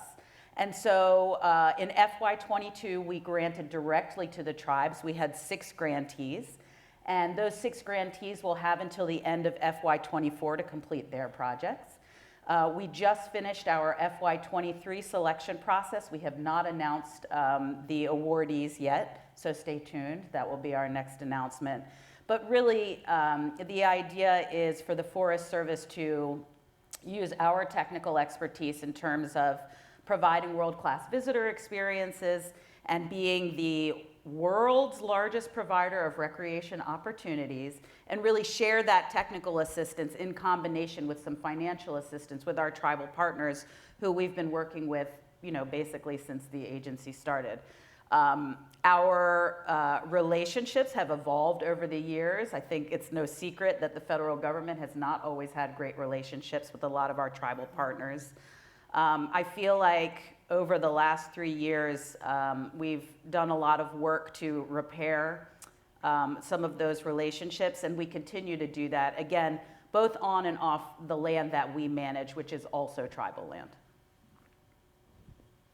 Great. Thank you. And, Kurt, well, let me ask this other question first for Toby and Denise. Your agencies, respectively, are funding tribal planning, and which is, of course, an important initial step for development. But what is the advantage of doing this? So, we made a very strategic decision when we wanted to support feasibility studies and business plan implementation. When you think about business implementation, you have to think about the plans that go along, especially for tribal communities. They have to look at, what's going to work best for our people. How are we going to be careful with the environment? How are we going to balance all of these visitors that are going to be coming to our tribal nation? So we really felt like that initial stage of feasibility studies and business plan implementation was the best place to start. We certainly want to move into there being an opportunity for business implementation. But that can also be a collaborative place that we could go with other agencies. There's lots of federal funds. We're not the only ones that have that. And so that's kind of the next stage that we're looking to do. But it's the full piece, and we wanted to start at the very beginning so that we could support tribes with that planning. They could be really purposeful with what they want to do on their tribal lands. So that's how we started. Great. Yeah, for Forest Service, like I said, that's kind of one of our biggest jobs. Forest Service providing recreation opportunities has surpassed any other use of the national forests. It's also our biggest income generator. And we are really interested in sharing that wealth with our gateway communities and our neighbors. As you know, Forest Service land that we manage is tribal land. We have a database of cultural resources that has over 410,000 sacred sites on Forest Service managed lands. And that number grows every day when we have new discoveries of different sites, excavations and discoveries. And so it's really important for us to work with our tribal partners. The Native Act has given us an opportunity to partner that technical assistance with financial assistance as well. And also it gives the tribes a larger role in saying what kind of representation they are achieving in Forest Service visitor centers and other facilities and on the land itself. Specifically reintroducing names, tribal names to the land that we manage, to trails, things like that. And so it's really important for us as an agency to manage the land in a way that is equitable, that we're providing opportunities for everybody to come to Forest Service lands, and that everybody understands that these lands existed and there were people on these lands, and they were managed by people for thousands of years before we came along. And we also benefit from Indigenous knowledge, and so we're kind of, it's a two-way street. So for Forest Service, that's really been the benefit for us. We have improved our sort of relationship and understanding of how tribes have managed the land and used that in the way that we manage now, and also in telling the stories of those lands before they became federal entities. We get so many visitors. We have probably 170 million visitors a year to the Forest Service lands. And it's really important to share the benefits of that. So somebody might come to a national forest to recreate during the day, but in the evening they might want to go grab a beer, they want to have some storytelling around the fire, they want to have a great place to stay to kind of round out their opportunity. And so as an agency, we've really started engaging with our neighbors to make sure that they are benefiting from that visitation, and that it feels unique when you go to a specific national forest that has specific tribes that have been there for thousands of years, that visitors understand that cultural history of the land, and it's not just about a hike or about an Instagram photo. There's a lot of history and management, and a lot of dynamic tensions about what's going on the land now and what's gone on in the past. And really kind of sharing that with the public so that they have a greater appreciation for the experiences that they're having. Wonderful. Thank you, Toby. Kurt, finally to you. No, that's fine. The International Trade Administration administers the outbound visitor survey of international tourists who visit the United States to assess visitor travel and expenditures. They provide a snapshot of the visitor travel to tribal destinations or communities as part of the survey report. And do you have the latest figures from that report on Indian country visitation? Yeah, I brought some numbers since you warned me. We had 1 million overseas visitors engaged with tribal communities last year. That was up from 319,000 in 2021 and reached 57% of the visitation of 2019. So we're still fighting our way back from COVID. In the first quarter of this year, it had improved by 60%. So that upward curve is doing rather nicely. The economists had predicted that it would be probably 24, early 25 before we were back to pre-COVID numbers, and it seems like we're right on track with that, with all their modeling.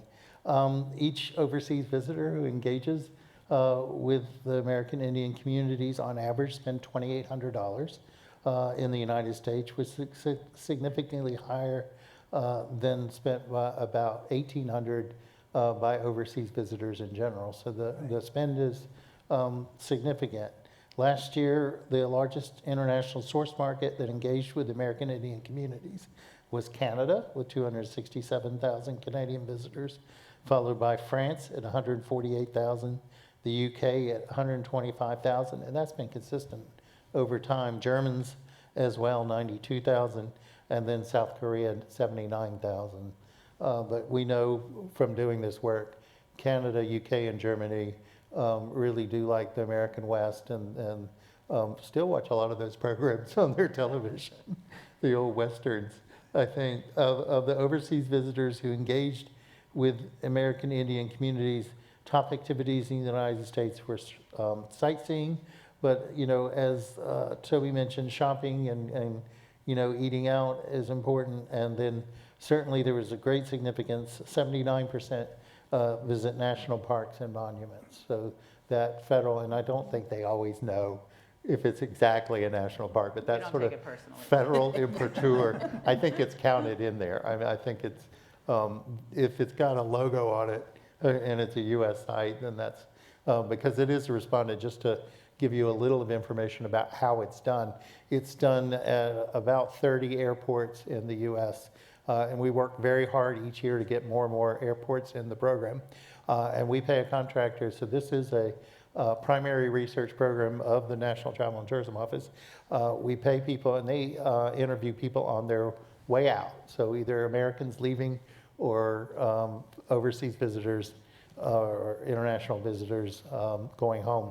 And it's a fairly lengthy, 20 to 30 page, so it takes some time for people to fill it out. And it's always amazing to me because they're not paid to do it, and they just volunteer to, and they tell us all kinds of things, how much money they spent, where they went, what they like to do. And we take that information and we synthesize it with the information that DHS has and the Bureau of Economic Analysis has in developing GDP, and we put it all together in terms of several research projects that can be found on our website, which unfortunately doesn't have a cool URL code, but if you Google the National Travel and Tourism Office, there is a research box, and we have worked very hard to make the data more visible, more visually compelling, easier to read than tables, which I find difficult.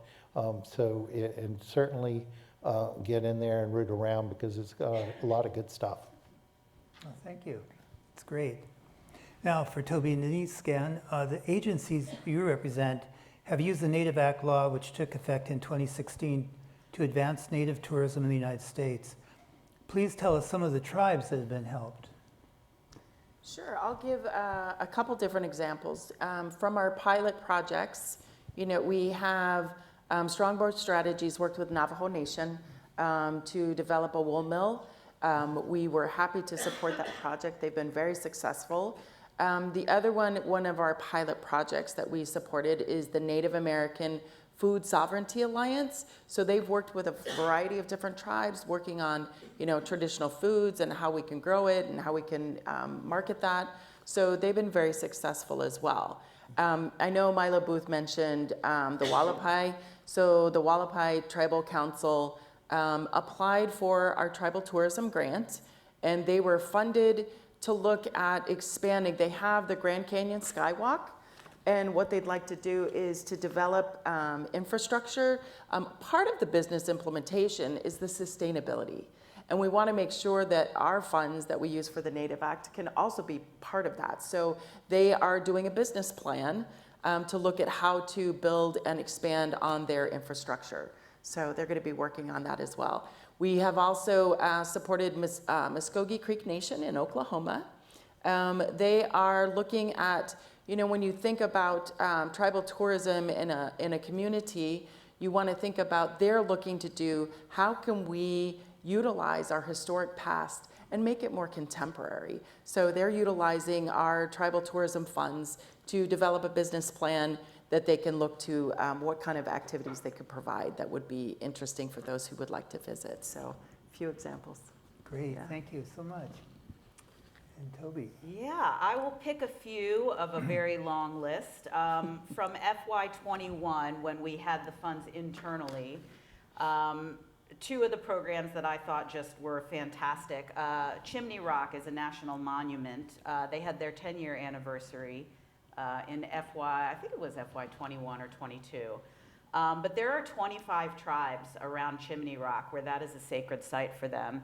And so the funds in FY21 were used to do consultation and discussion with those 25 tribes.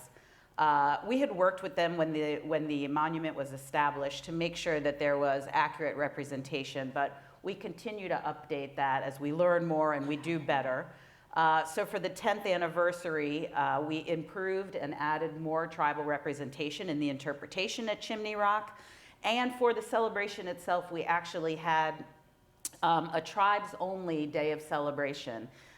Before we invited the entire public to celebrate, we wanted to have a celebration that was significant just for the tribes and allowing them to celebrate and acknowledge this achievement in their own way. We also dedicated a sizable amount of funds to the Nez Perce tribe. Their homeland passes through several states, but for us, where we worked was on the Lolo National Forest and on the Nez Perce Clearwater National Forest. And the Nez Perce Historic Trail passes through there. That's known as the Nimipu Trail for the Nez Perce. And so with that project, we actually reintroduced traditional place names to areas on the National Forest and specifically on the Nimipu Trail. So there are signs now, if you walk along the Nez Perce Historic Trail, that have the Nez Perce names of those sites. We even have one at the Lolo Pass Visitor Center that has the word for Visitor Center. I think it's like warm place away from the snow in Nez Perce. So that people understand that they are on tribal land. And Lolo Pass is really, really heavily visited. It's on a very beautiful scenic road over a mountain pass. And so pretty much anybody who visits those forests stops at that particular visitor center. And so now they're getting a lot more of a full story about, you know, who those lands are managed by and what the stories are on that land. More recently, from our FY23 program, like I said, we haven't announced the direct tribal grantees for FY23, but we did take a portion of the funds and gave that to our Pactola Visitor Center, which is in the Black Hills of South Dakota. And that is an agreement to work with, I think it's 8 or 9 tribes up there. We're hiring new tribal interpreters that are going to be working at the visitor center, and we are improving tribal representation in the visitor center there, and keeping tribal members full-time on staff to be the ones to tell their own stories. And then also a really exciting example that had no funds attached to it yet, but is kind of in the spirit of the Native Act. You may have seen it in the news recently. At the end of September, Forest Service signed an agreement with the Tlingit and Haida tribes. Mendenhall Glacier is up in Alaska. The glacier and the area around it, also tribal land and a sacred area.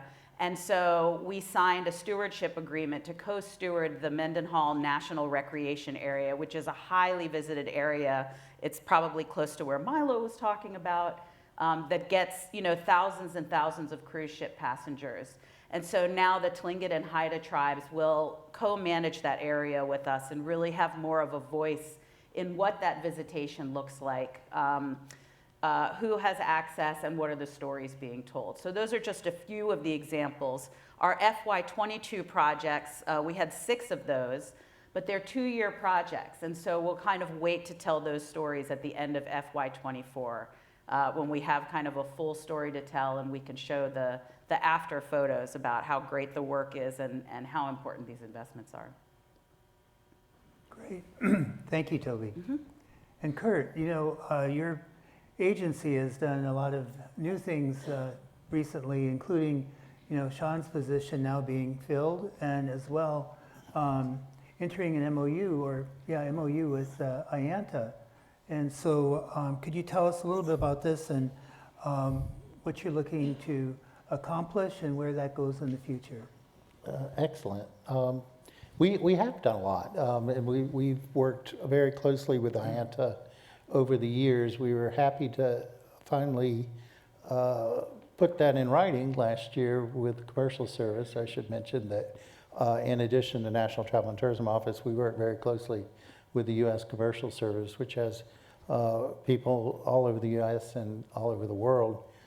They work on many different sectors, but travel and tourism is one of them, and there are about 200 folks that are on the global travel and tourism team throughout the world.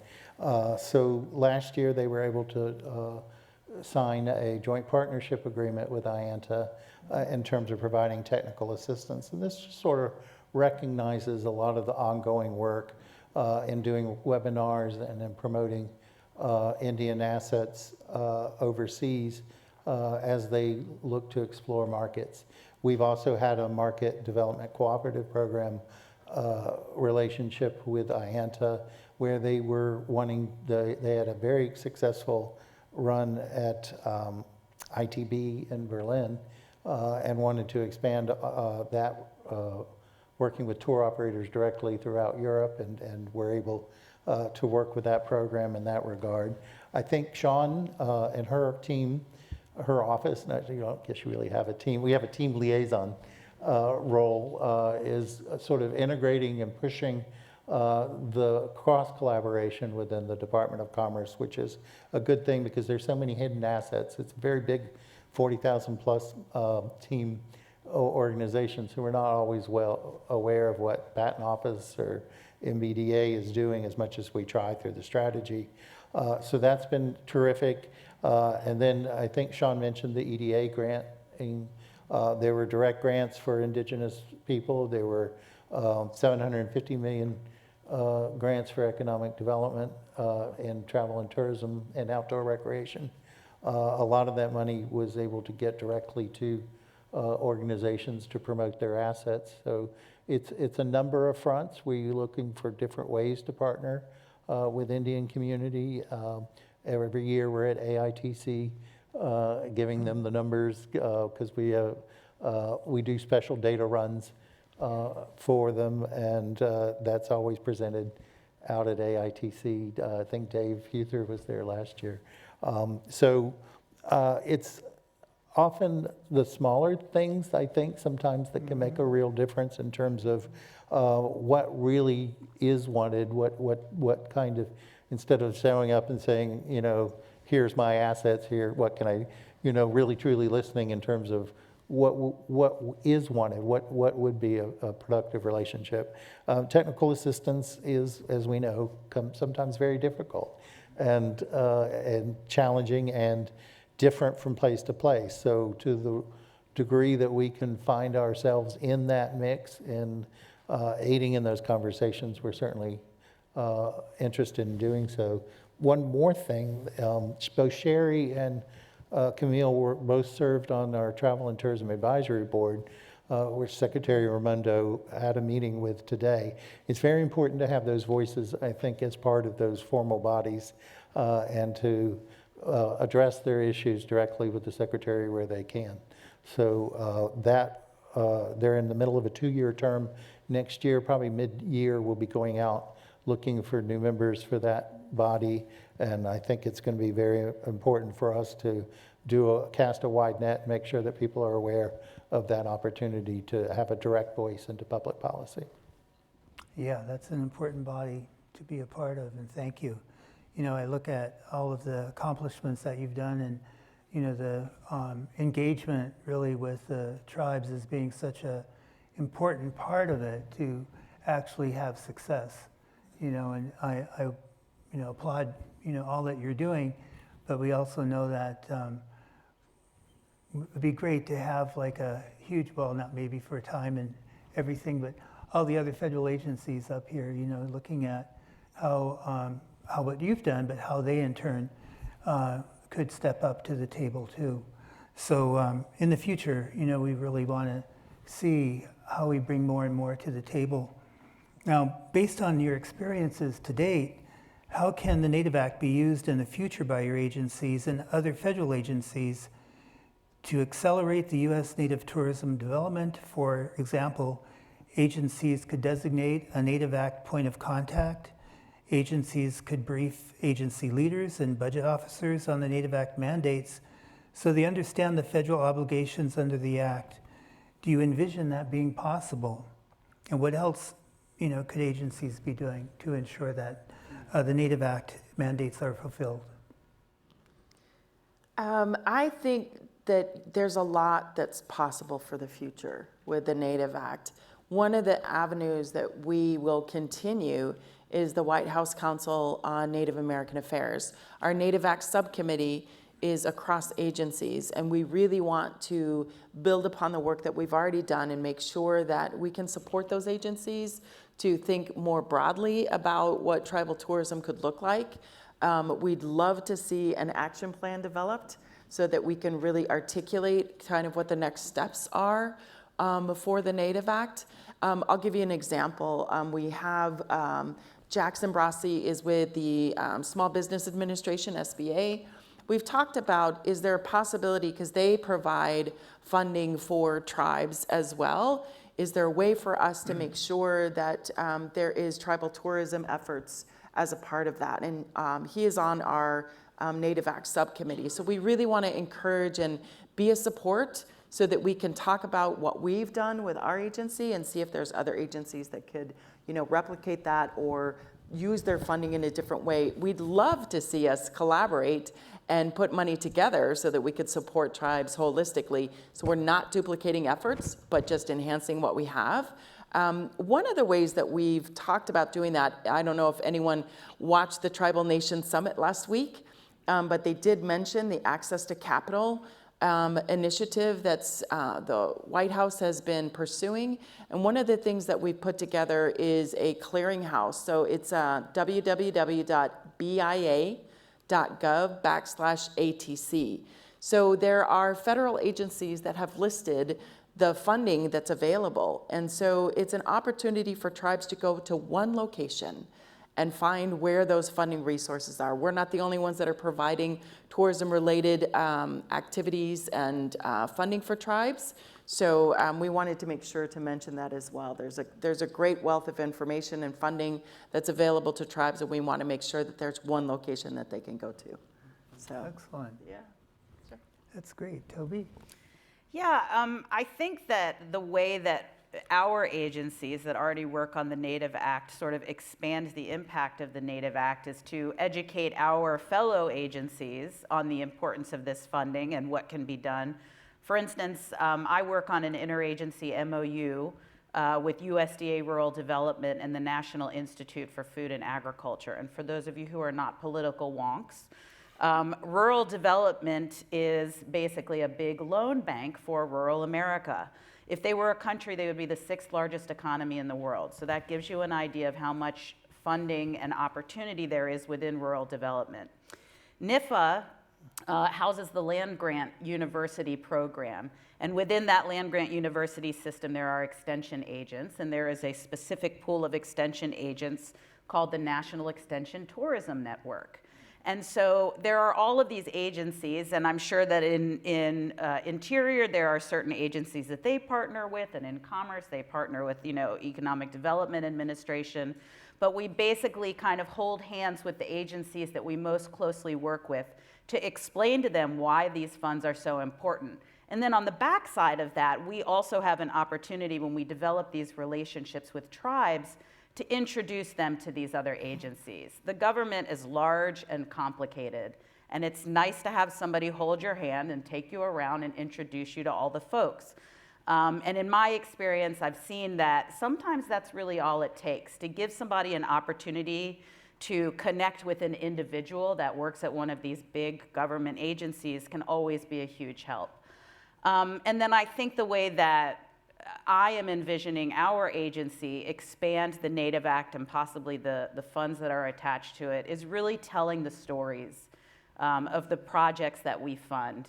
And with recreation, it's really easy to tell good stories because like with the Nez Perce Historic Trail, it's beautiful.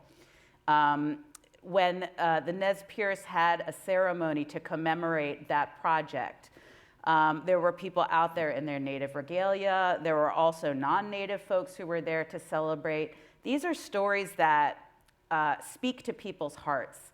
And that is around the world. And so I think as we tell the stories about what is possible, and we tell the stories about improving relationships and reinvigorating history so that people know that tribes are still here and they are operating in present day, and often they are the ones who are providing those visitor experiences. That's how we tell the story better. And typically we're telling our stories to Congress. And if you can tell a good, concise story that everybody understands and that speaks to their heart, they'll remember it and they'll continue to fund it in the future. So that's my long-term vision for how we kind of put our thumb on the scale. Yeah, I think Sean stole my thunder a little bit by previewing the National Travel and Tourism Strategy. But we're trying to consolidate all of what we do under the National Travel and Tourism Strategy. And as she said so eloquently, we need to find a place for Native Americans in all of the pillars, whether it's promoting the U.S., certainly in diverse and inclusive experiences, and a sustainable travel and tourism, a resilient industry. So that's our goal, is to make sure, and the beauty of the National Travel and Tourism Strategy wasn't that Commerce sat there and wrote it in a back room. It was 12 departments that came across the U.S. government under the Tourism Policy Council. And Toby and Denise were there in those conversations that really was a bottom up. What is the challenges? What are the challenges that we're dealing with? What is current? What has changed post-COVID? And we began with the problem set before we wrote the solution. And the strategy is short. It's available online, lots of pictures, so it's just people sort of look at it.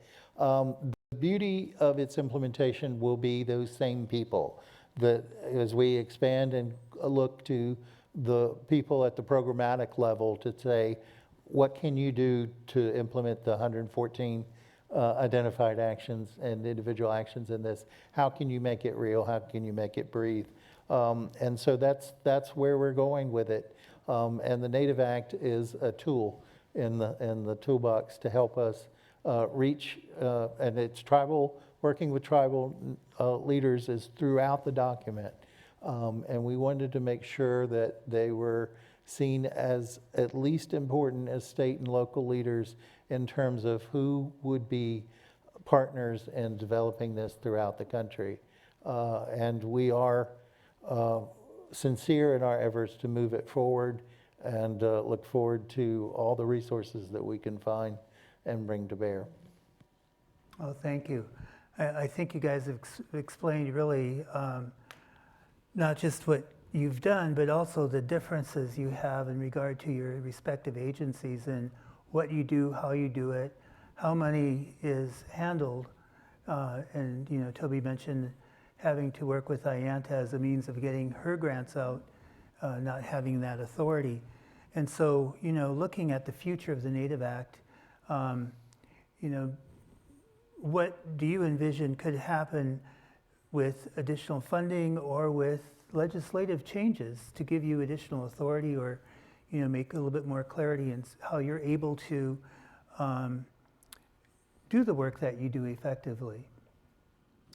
So for us, you know, additional funding would mean that we could provide that funding out to tribal nations. I mean, one of the biggest criticisms that we get is when we do discretionary grant funding, it's competitive. And it's very difficult for tribes to compete against one another in order to receive that funding. The more funding we have, the more tribes we can support. And so that additional funding would make a huge difference. The second piece of that is we'd love to see our Native Act funding go from the feasibility study, the business plan development, into business implementation. And wouldn't that be great if we could have some additional funds to be able to do that, to start up those businesses and support that and really work towards that sustainability and being able to put these projects into action. We'd love to see that happen. Yeah. Yeah, and that's an avenue, like you said before, of collaboration. Right. You know, too. Yeah, Absolutely. I totally think that's great. Yeah. Toby? Yeah, well, definitely what Denise said, of course. More money means more projects get Yeah. funded. And, you know, we have the experience every year where there are more proposals than we have money to fund. We would love to get to a point where it's not a congressional allocation year over year, that there is just money built into the budget to improve representation, to tell better stories about whose land we're managing. And so obviously those resources would definitely help us. I'm going to take it just a tiny spin different. My sense, selfishly, is all the work that these agencies are doing, are able to do with IANTA's assistance to grow better travel and tourism product throughout the United States, makes a richer, fuller story for us to sell to the world. And, you know, we haven't really mentioned Brand USA. Brand USA is the nonprofit destination marketing organization for the United States. And they do represent some Indian country, but they can do a better job. And our work with them can be providing them even more examples, even more tourism ready to strengthen the relationships in the marketplace with tour operators, with marketing organizations, working closer with destinations near some of these projects as well. Sometimes they're great relationships, sometimes there's no relationship, sometimes it's a relationship that's needs some repair. All of that is, I think, part of where the National Travel and Tourism Office could use the support for, as the travel and tourism product becomes more sophisticated, is more travel and tourism ready. And I know sometimes those are fighting words, but you know, the reality is everybody comes from a different place. Everybody has a story to tell. Everybody has a product to sell. But the marketplace can be a pretty discerning marketplace. Our job is to be realistic and help people access the marketplace to the best that they can, to bring those tourists here and to get their spending up, and to make sure that we have the jobs to show for that. So that's my selfish goal, is that with all this work, with all the Native spending, we could use so much more to improve a lot and support a lot more Indian country that's out there. And you know, Ed, I'll say one more thing. In Forest Service, we don't really talk about tourism, we talk about recreation economies. Because all of the tourism around National Forest System lands is really about outdoor recreation. And just kind of at the larger scale, right now what we're seeing just in the past, I would say 4 or 5 years, is this recognition of the federal government that, wow, outdoor recreation is a real boon to the economy. It wasn't until, I think it was 2018, that the Bureau of Economic Analysis actually did an analysis of the recreation industry. And lo and behold, they found out that it is the same percentage of GDP, around the same as pharmaceuticals or telecommunications. And so if you think about the size of those industries, and it really opened the federal government's eyes to the importance of recreation as an economic driver. And so while we're having this conversation about how to have tribes better represented and more looped into this conversation about tourism and recreation, we're also having this other larger conversation about shifting recreation into an economic driver. And so I think we're at the start of both of those conversations, which is a really good place to be, because it gives us an opportunity to really kind of blend those together. So it's a very exciting time right now, I think, you know, for recreation as a tourism opportunity, and for tribes to have a piece of that, that industry. Thank you.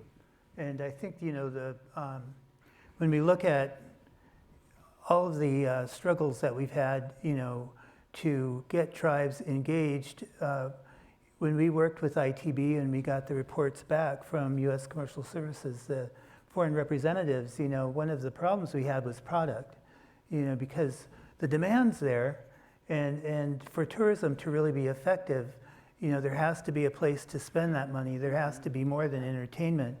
And so that's kind of our job too, is to, you know, how do we work the resources to help tribes build that capacity, that product, so that when people get there, there's not just entertainment, there's a place for them to spend their money and provide tribes with that, you know, economic impact that then helps them expand their economies and their governments. And so, you know, when we look at how we approach it and how we integrate all of these things, that's really the Native Act, you know, it's capacity building. And I hope that we can, you know, expand that to everybody so that they understand, you know, that the tribal governments want to be a vital part of this industry, but it is, you know, how we can help them build that depth so they can have a place for that demand. And we're better suited then to participate at ITB. Yeah. So I want to thank you so much for, you know, really sharing, I think, really important information, but more importantly, just, you know, highlighting what can be done by the federal government to support tribal capacity building. I think that's been a really hard thing to get across to our federal partners and to see what they can do. And so you're a great example leading forward. And Denise and Toby and Kurt, I look forward to working with you in the future, but more importantly, I'm glad for what you are doing. So thank you. Thank you so much.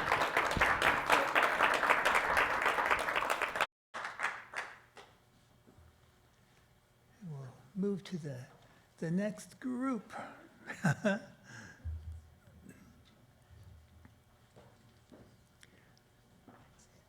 thank you.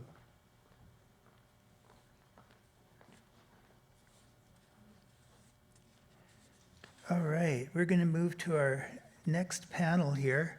And, the moderator of the panel, Indigenous Tourism and the U.S. Regional Progress, is Darian Morissette.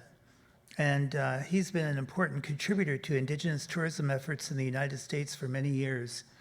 He is from Newtown, North Dakota, where he is a fellow enrolled member of my tribes, the Mandan, Hidatsa, and Arikara tribes. Darian is a descendant of all three tribes. His native name is Buffalo Shoulder, and he belongs to the Hidatsa Prairie Chicken Clan. Darian has been the executive director of the Mandan Hidatsa Arikara Nation Tourism for the past 10 years. He is also the president of the North Dakota Native Tourism Alliance and serves on the board of directors for the American Indian Alaska Native Tourism Association that everybody's been referring to as IANTA. He's also a Rocky Mountain regional representative and holds an Associates of Applied Science degree from the United Tribes Technical College. He's the executive director of the Mandan Hidatsa Arikara Tourism and the president of the North Dakota Native Tourism Alliance. I think we said that already. And so, repeat that again.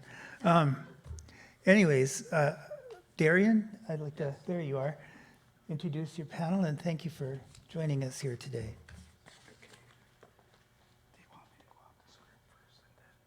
Do what you want. How's my mic turning? It's good. Is it on? Yeah. Test. Can you turn? Yeah, go ahead. Okay. Well, Dosha, Daskasha, and G, that's hello in Mandan, Hidatsa, and Arikara. And thank you, Ed, for allowing me to come up, and good afternoon, everyone. I am really happy to be here today to moderate this panel on a regional Native Tourism Alliance and the progress tribes have made by working together on tourism development. I'm honored by the recognition from previous speakers that the North Dakota Native Tourism Alliance broke new ground in 2016 with the creation of a statewide tourism development. And getting all 5 tribes to work together, that's a tremendous goal that we just accomplished. Okay, the mission of the North Dakota Native Tourism Alliance is to protect, promote, and preserve, educate the world about the culture, history, and environment of North Dakota's sovereign nations. We pursue collective marketing strategies and facilitate tourism product development by approaching marketing and product development from a broader North Dakota Indian country destination perspective. NDNTA is best positioned to identify complementary tourism products and avoid unnecessary competition. NDNTA also collectively pursues investments needed to drive equitable economic and cultural impacts of each tribe. We also provide education and training, which is very, very important for our visitors when they come in, educating them, of our cultural ways, educating them, what it's like to come on a reservation. It's the same, but there's a little bit of difference that they keep thinking, but it's not. There are misconceptions about what tourism is and the opportunities that exist within tourism to preserve cultural and increase economic value. To address these information gaps, the NDNTA facilitates tourism training in tribal communities to raise community awareness about the value of tourism and building a tourism workforce. That's what we're doing, is we're building that tourism workforce. With this alliance, with this collaboration, all our collaborating partners, is so important to build this in Indian country. So that's where we're at right now. Okay, we support and integrate the individual strategies of each alliance members, all our tribal members, each tribe, all 5. NDNTA supports strategic planning efforts by marshaling resources and by engaging all our tribes to reach a substantive planning threshold. So what works for one tribe doesn't necessarily work for another, because we're all working at different levels, but we're doing this together. So it's a collaborative effort that's huge on our part.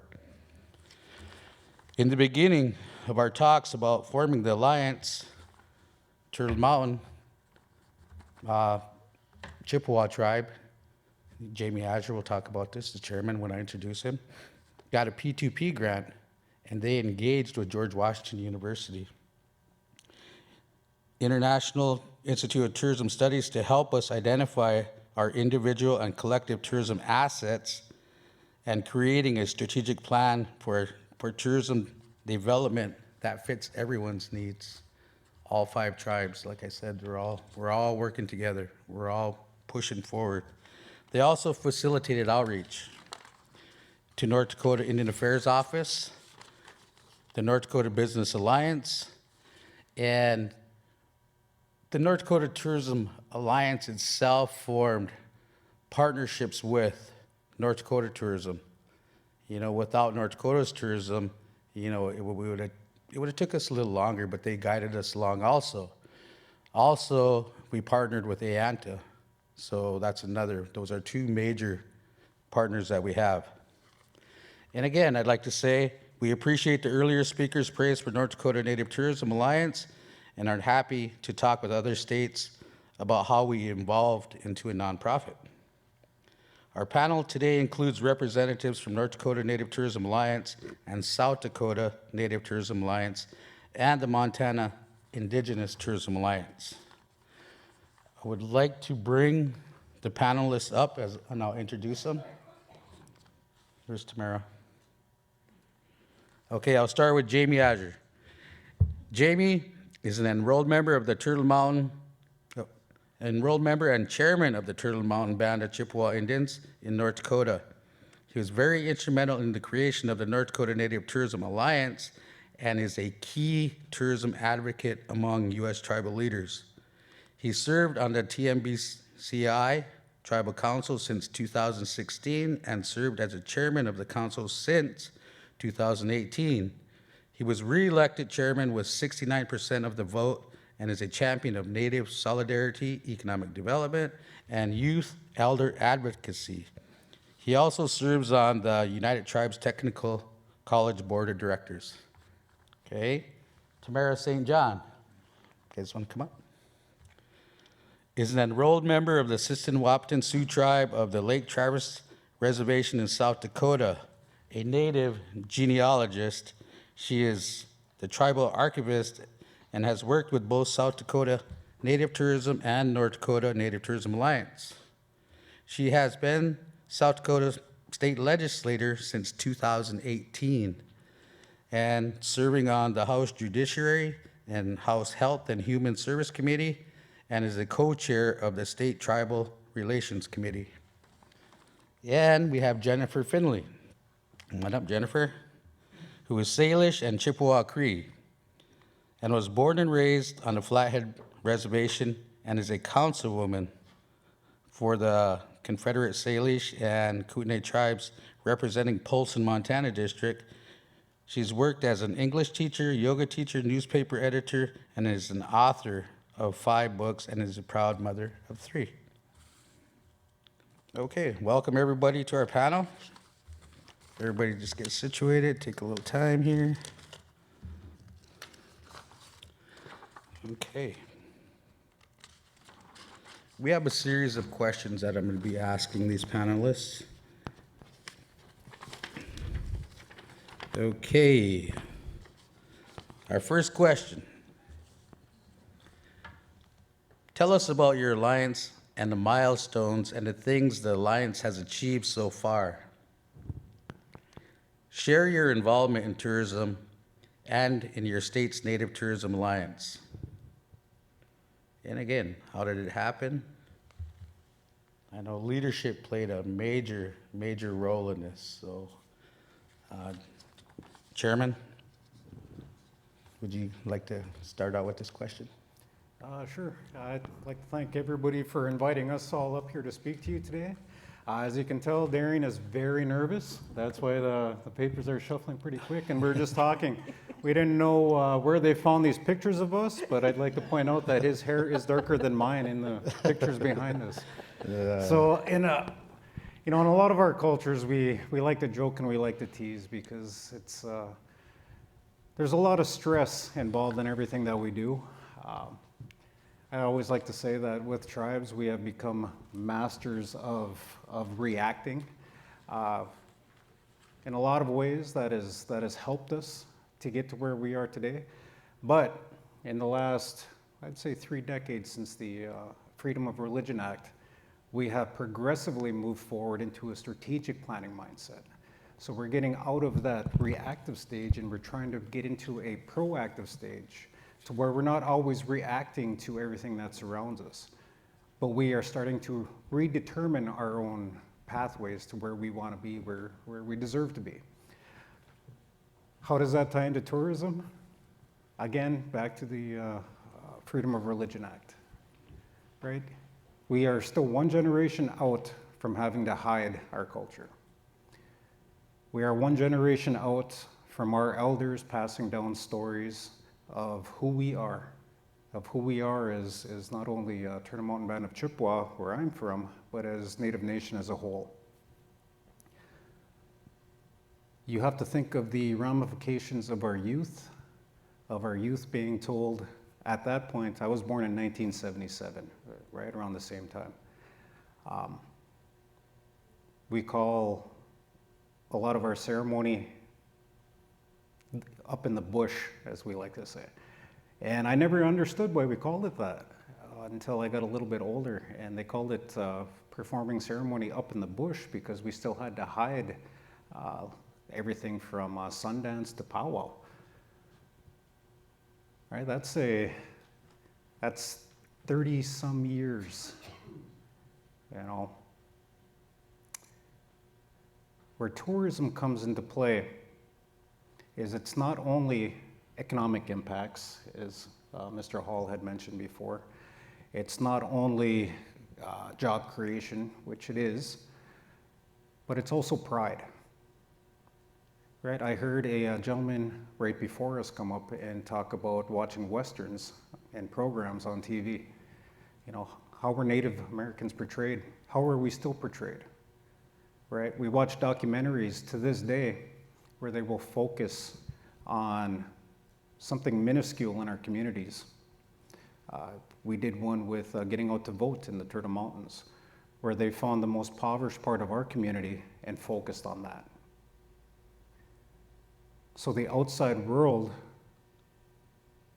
had that preconception of that's who we are as Turtle Mountain, as Native Americans. Tourism allows us to tell our own stories.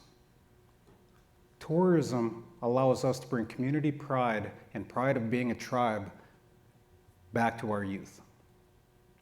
Our youth determine the futures.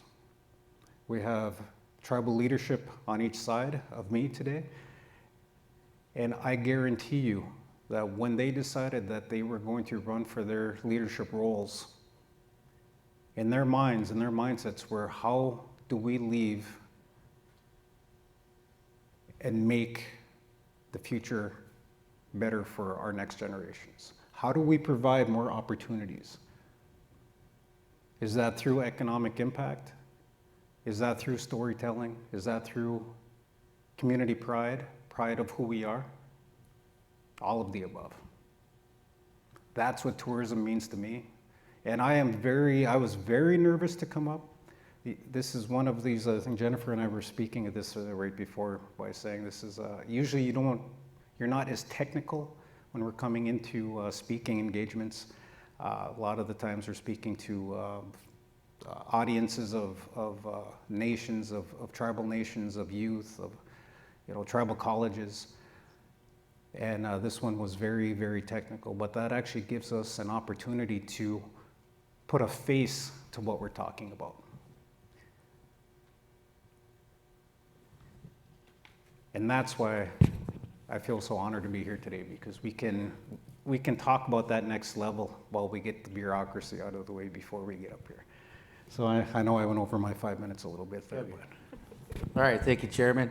And yes, I like that he elaborated on this, you know. We're not the funding agency. We are the ones on the ground that are actually doing this work. So that's important as these panelists speak. So I'll go with Jennifer here, okay? Jennifer, tell us about your alliance and the milestones and the things the alliance has achieved so far. Okay, so my tribe's involvement with the Alliance began before I was on tribal council.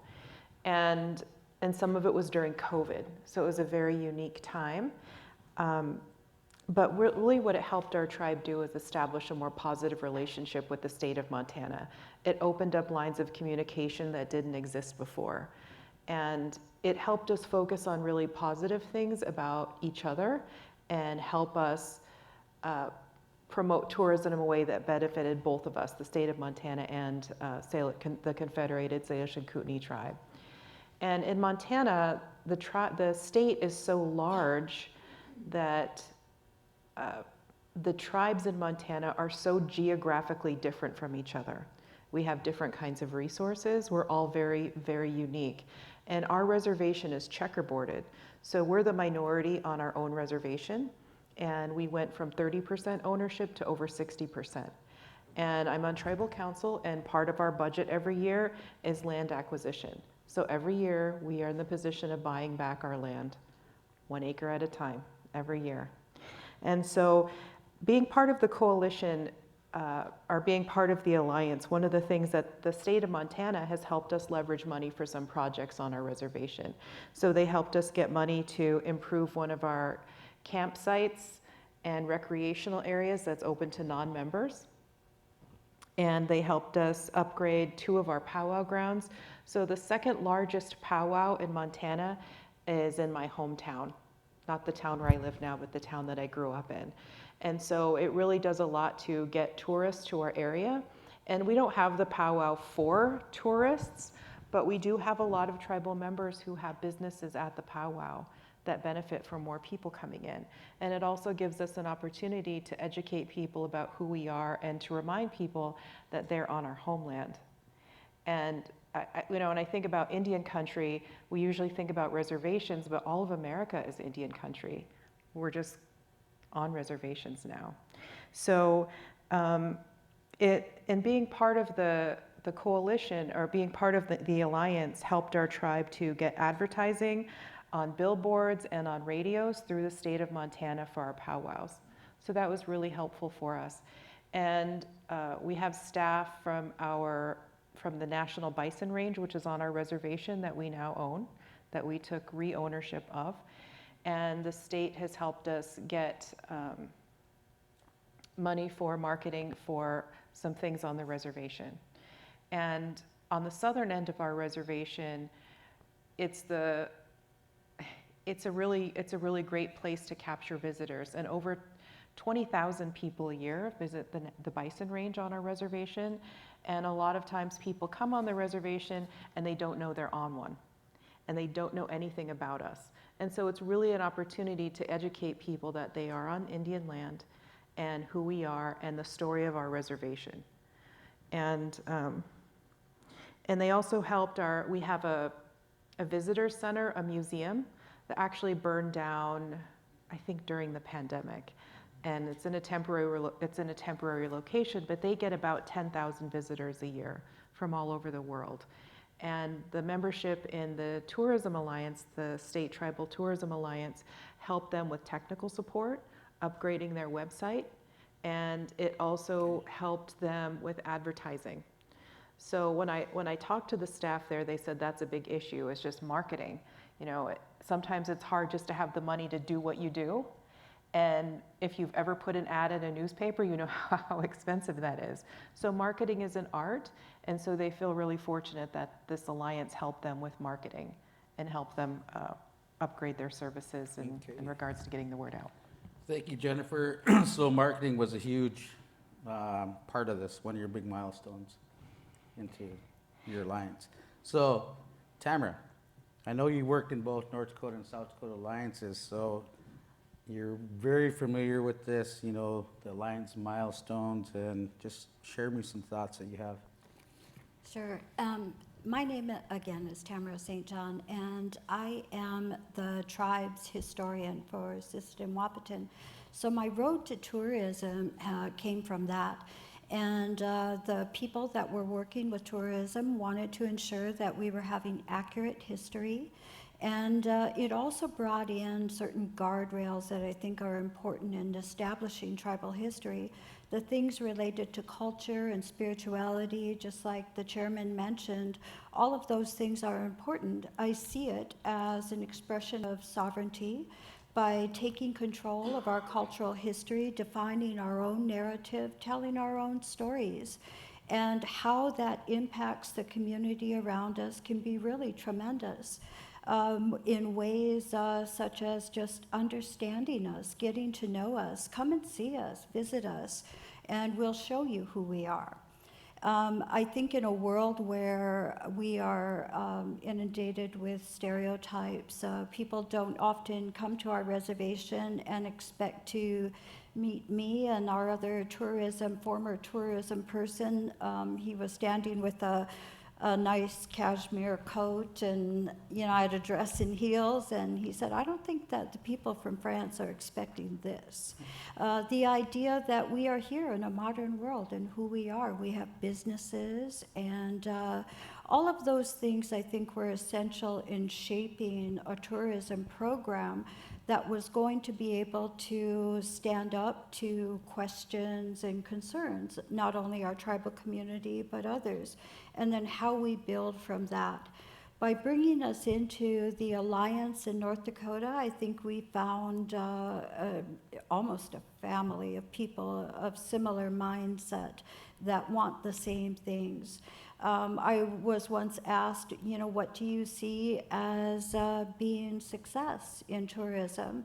And I think it really is putting dollars in the hands of our tribal people in the community and supporting them, our artists, to be able to preserve people that make things like items of cultural expression modern. The things like ribbon skirts or some of the different jewelry, and the people that make those things. They're often selling those things within our communities at a very modest price, and to be able to give them a place to be able to thrive. And there are many, many aspects of it. And when you see somebody with maybe a food truck or a food stand be able to say, after COVID, we had a fantastic year. And the impact that has on their small business, bringing that entrepreneurial mindset forward, really tremendous things. So in Sisseton Wahpeton and South Dakota, we were building on what had remained from previous efforts. And sustainability, stability, all of those things were really important. And being able to develop a strong base. And like Mr. Morset said, we really are the boots on the ground. We're the people that, I don't necessarily mean at the bottom of all of this, but yes, how is this affecting our community or our goals or vision? The idea that, I would say that one difficulty has been finding the dollars to initiate that program. Most funding doesn't provide, most fund projects, not programs, and that can be very difficult to get that lift from the beginning to be able to really flourish and establish things in a bigger way. So we have been very excited to combine so many different aspects with tourism. We have a beautiful art collection. I'm the curator of the tribe's art and artifacts. I'm also the historian, and when it comes to, I'm a part of Tribal Historic Preservation Office as well. So I see all of those elements of importance, things like NAGPRA. When you come and visit us, how Native American Graves Protection Repatriation Act, international repatriation, all of those elements. Ideally, you'll be able to come visit us, and we will have returned a headdress from our ancestors that exists overseas. So there are many ways that I think all of the policies and legislation come to play in building a big, successful program. Thank you, Tamara. I just want to say a couple things here about our milestones. You know, we engaged with George Washington University and we started doing a lot of studying. You know, we did a SWOT analysis. We did a 12-month, you know, strategic plan. We did a 5-year strategic plan. We did a 5-year external and internal plan. We've had legal assistance moving forward with this. Also, it helped us with our bylaws, forming our bylaws and all our policies and procedures. So North Dakota, South Dakota, and Montana, those were some huge milestones for all of us as we move forward. I just want to let you know that part. Thank you. Okay, question 2, Jennifer. The strategic planning and collaboration you have done so well have been important first steps in your state's native tourism development. Okay, what are your next steps? For instance, is there a need for more help for individual tribes in the alliances? Yes, absolutely. So I know that every tribe is so unique, and so the needs of our reservation and us promoting tourism on a reservation that's heavily checkerboarded, that is situated on a massive lake, one of the largest lake in the western United States, is going to be a lot different than what people need in Browning, which borders Glacier National Park. And so just understanding that each tribe is really different and how we operate is really different, but we all have really different kinds of projects and different ways we want to bring people onto our land. And so for us, a big part of that for my tribe is working with the Elders Committee and making sure that they approve of the places that we want to draw people to and have people experience, and which parts of our culture we want to share. And because my reservation is so mixed and so diverse, sometimes we have other people wanting to offer things about us that we're not involved in. And so this alliance really gives us another seat at the table of tourism in Montana. And I think about, and one of the other things that it's helped us do in collaborating with other tribes and getting ideas from other tribes, that even though we're all really different, we have different needs, we have different cultures, is that we're not each other's competition. And so because of an idea that my tribe got from another tribe in Montana, our Three Chiefs Cultural Center, our museum, is applying for a grant to do virtual tours of the Flathead Reservation. And that's an idea that they got from another tribe in Montana. So something that benefits another tribe is now benefiting us. We're not each other's competition. We can collaborate and talk about good ideas and how it can not only benefit our tribes individually, but also the state of Montana. So it kind of puts us all in the same team. Okay, thank you, Jennifer. And I'll go down the line. I'll go to Tamara next. Okay, you want me to read it again, please? Yes. Okay. The strategic planning and collaboration you have done so well have been important first steps in your state's native tourism development. Okay. What are the next steps? For instance, is there a need for more help for the individual tribes in the alliances? Yes, definitely. There is need for more help for the individual tribes. I know in my experience with North Dakota, I think we've come a long ways, and people are we're beginning to see the results of the development of tours, and it's a wonderful thing to see. It's absolutely incredible. In South Dakota, there are some that are still working to get that program off the ground. So we do need help in those areas. I think our next step really is about how do we thrive? How do we make this successful? And the historian in me often thinks about how in our history that we were placed on reservations to survive, to see if we would survive and not thrive. And now here we are, and in a way that I think can reach out for education, community interaction, all of those things. And in South Dakota, with our Tribal Tourism Alliance, we work together with our partners in the state of South Dakota, and a little bit of a shout out to Secretary Hagan and his staff, and how we develop things like the media, films, and things that you can access online that would give you an idea of what sort of protocols, what is it like if you come here or you come to this specific tribe. And when it's done in our own voice, I think it's just amazing. To have those sort of materials, updated visitor guides, and really have those, I think, tools that allow us to connect. Definitely next steps are building those partnerships.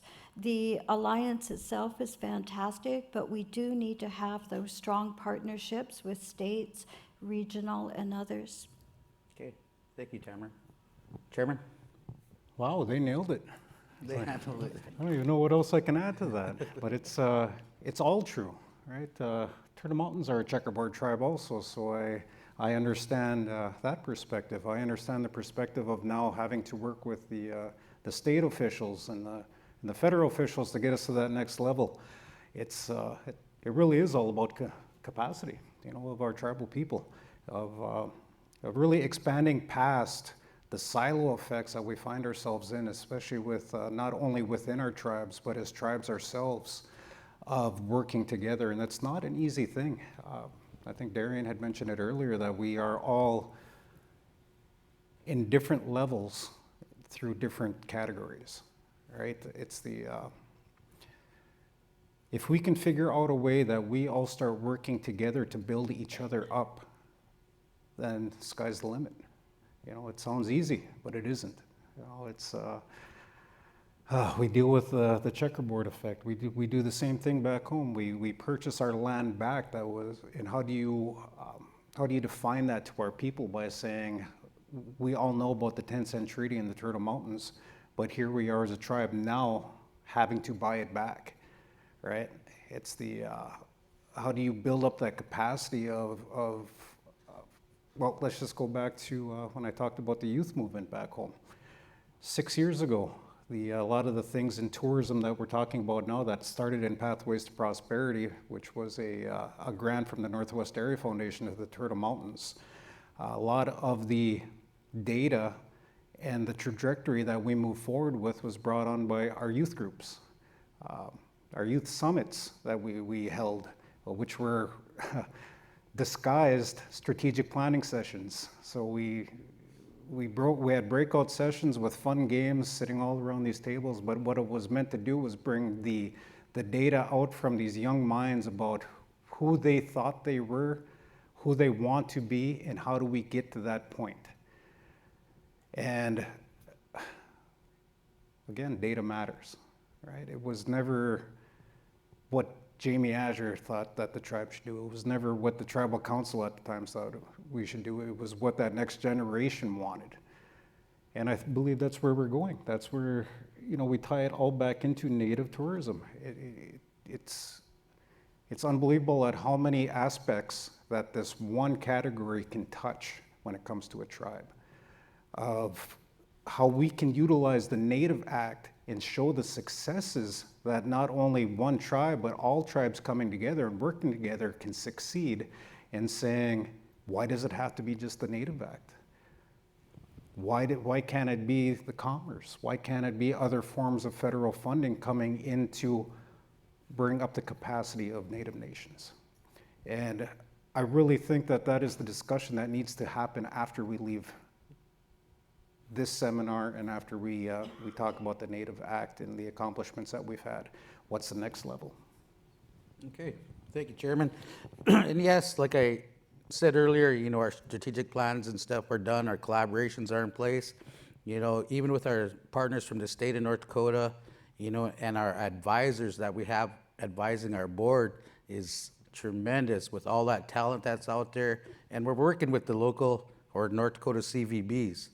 So we're developing all our tourism, moving from the cities out into the rural areas. So that's our next step in moving forward that way. So you're going to see that happening. Okay, question 3. How and where, I'll start with Jennifer now. Oh, wait, Chairman. No, he did Jennifer's first, right? Oh, Tamara, you're first. I'm Okay. right here. How and where could additional Native Act funds be directed to help accelerate progress in the future? I think I've said already that, some of the things that we hear, I was at a conference where the federal agency that we were talking to, I wasn't aware that it was a listening session. And the message there was to ensure that tribes apply. And we hear this, but how do you do that if you don't have a program? In this instance, to apply for those feasibility studies, and that's wonderful and that's great. We already have all of that done, but how do you start that actual program? And having that person that's going to champion that forward have a solid job, and not just adding additional things onto the plate of somebody that is already working pretty hard. Namely me, no. But, it is important. Those things I think are important, to have those dollars that really are for that program and not just the projects. Also, I think to educate others on the resources that are out there. I think our leadership, I appreciate when we have amazing tribal leaders like we have here on our panel, because they're inundated with so much. They have so many things to do. To be able to ensure that we know what things are out there. There are many people in the communities that may not realize how attached to tourism they are, whether it be agritourism, those people that know how to forage our plants, those that cook traditional foods, those that want to restart a rodeo and bring everybody together. Those things are amazing. So ensuring that there's enough consultation and interaction to be able to ensure that those individuals, and not just funneled through our tribal leaders, know what resources are out there. Thank you, Tamara. Chairman Azure? Just real quick, I think two major things would be ease of access to capital and cultural match. One thing we do back home, that everything that we move forward on, we try to have at least 3 significant impacts, positive impacts on something that wasn't directly correlated with that action. And the cultural match part of it. At the same time, we're talking about economic development, and I'm really trying to not talk about economic development, because that's what I always speak on, and I love economic development and I love marketing. I'm trying to get onto a different level here today with trying to get points across.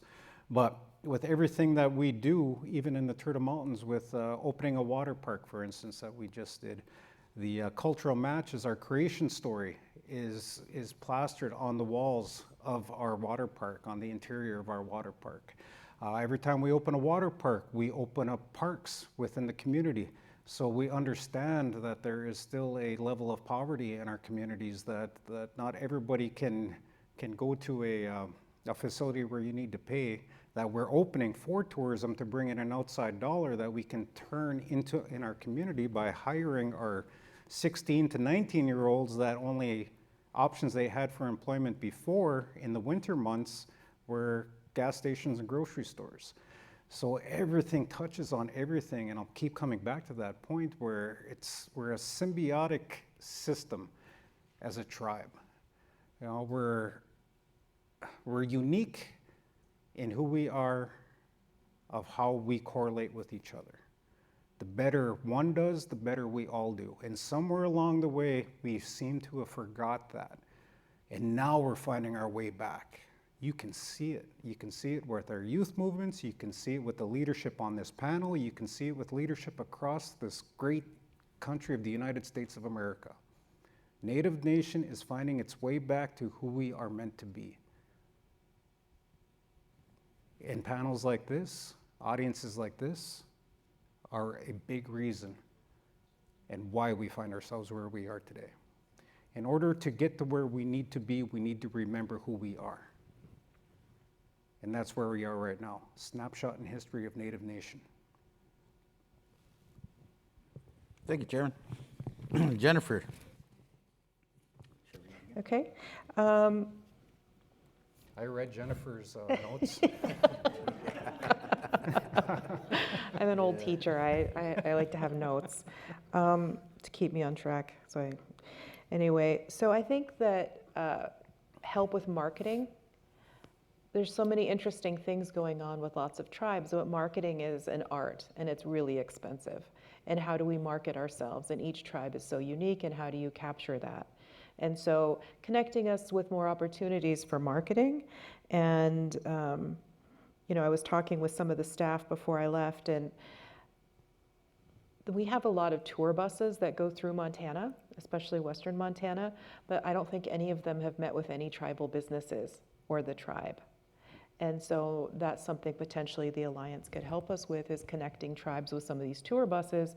And so we could kind of direct them towards tribal places to visit, tribal businesses, tribal areas.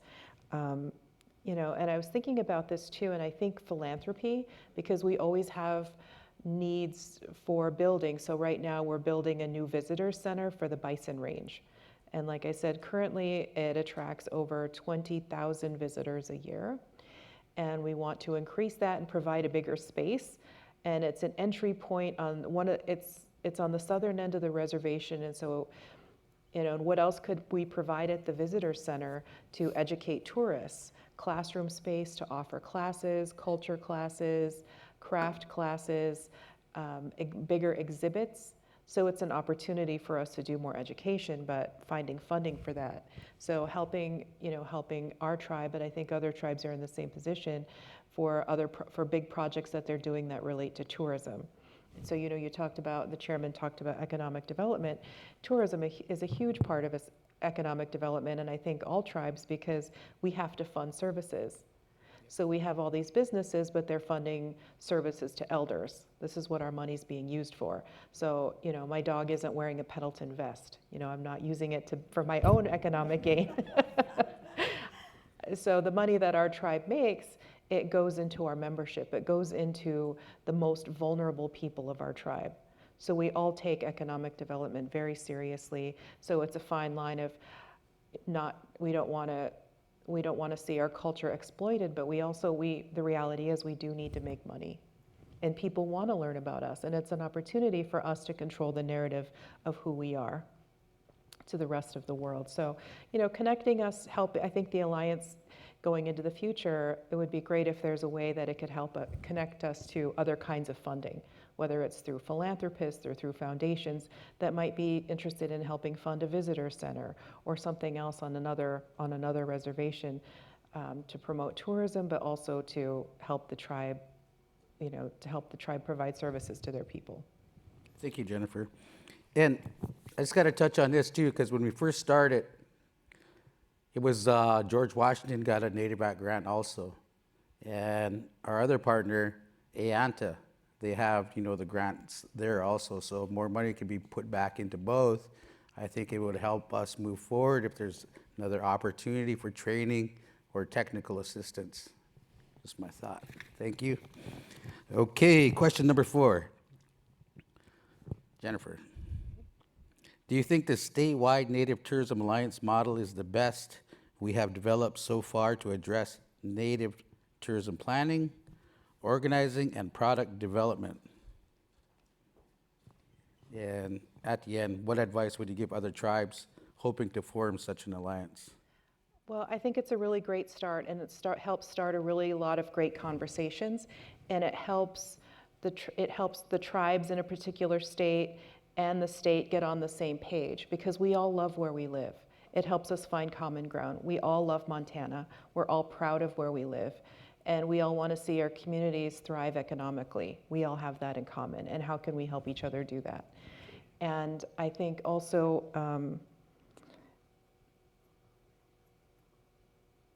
in terms of moving forward, a large part of this kind of work is getting the right staff. I think that would be my advice to other tribes looking to do this, is get the right staff to work on on tourism, because or an alliance, because it has to be people who can establish positive relationships with the state, with other tribes in Montana, and with your own community.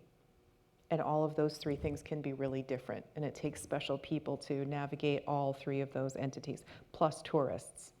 So I would say really think very carefully about who you have in your community working on this. Thank you, Jennifer. Okay, we move down the line. Chairman Nasser.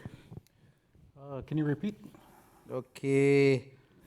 What advice would you give other tribes hoping to form such an alliance within their states? Oh, yeah, don't make the same mistakes. You know, that's one great thing about an alliance. We talk about capacity quite a bit here today on the panel, and it's, you know, some tribes are a little higher than other tribes in certain things. We're all unique on who we are. It seems like we all have the same macro issues, but the micro issues are what make us who we are. But with that, by really reaching out, opening up with the other tribes, especially we start within our states, but I believe that it is all meant to expand out past that, right? You know, anybody that's worked at tribes has heard it. Imagine 574 federally recognized tribes all coming together for the common goal of Native Nation, and that's a superpower across this world. But in order to do that, we need to start. And I believe, and it's taken a decade, but I believe that's where we have started. I believe we have started by working together, really looking past the transgressions we have between tribes as a whole, really starting to build each other up. And now you're seeing it not only within the state, my state of North Dakota, but within the states of South Dakota, Montana, all coming together and talking about a common thread of what you're going to hear today are some of the same accomplishments that have happened. Unfortunately, some of the same failures, because that's life. You know, we failed at some things, but we didn't fail at that same thing twice. We learn from our mistakes, we move forward, and we share that information. So just as important as it is to talk about our accomplishments, we need to talk about some of our failures so that others don't fall into that same trap. And I really believe that is where we are at now by coming together and moving on to that next level. And if I were to give any advice, it is to be open, honest, and really listen to the people that are trying to do the same thing that you're trying to do. Thank you, Chairman. Tamara? First of all, I want to note something. I had to jot a few things down. Some years back, very early on, I had the opportunity to attend Ayanta. It was the first time I'd ever been to Ayanta, and I was just starting to see what tribal tourism was. And I noted the passing of the Native Act. And to see my own South Dakota Senator John Thune and Senator Rounds be a part of that, it was amazing. At that time, I wouldn't have even imagined I'd be sitting here on a panel with these fine folks.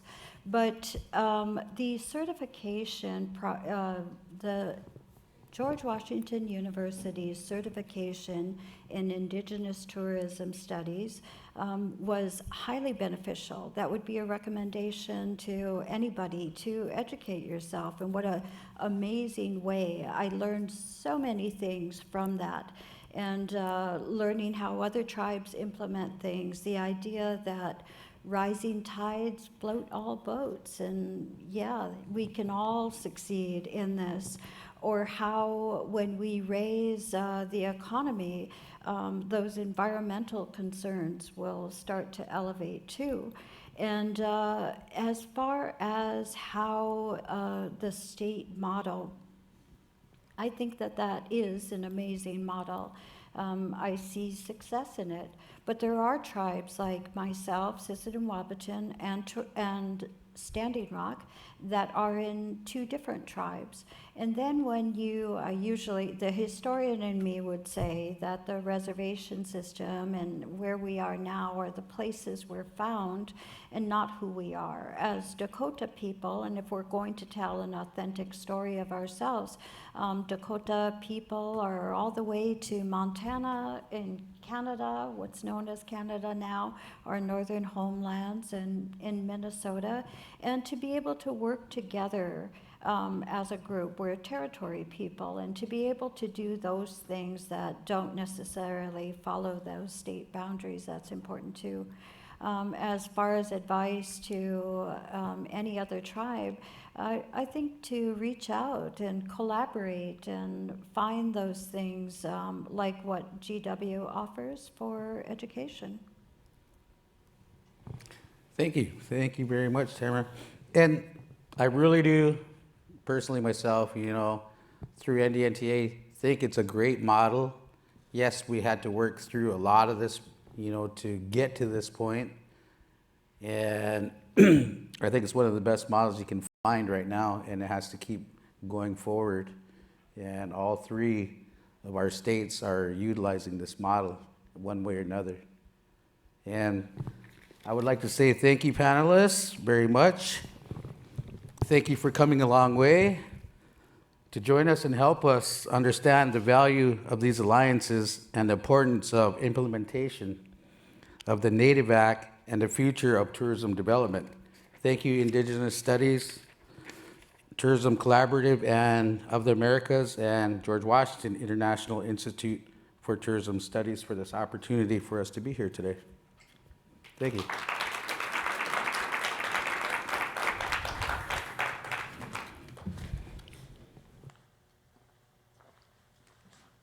Thank you, Darian, and thank you, the panel. I think I'm so grateful that you made it here today because it was so important for our audience to hear what it's like on the ground, you know, and how all of these efforts impact you here or there at your homelands, but you know, understanding what you've done to recognize how to work together.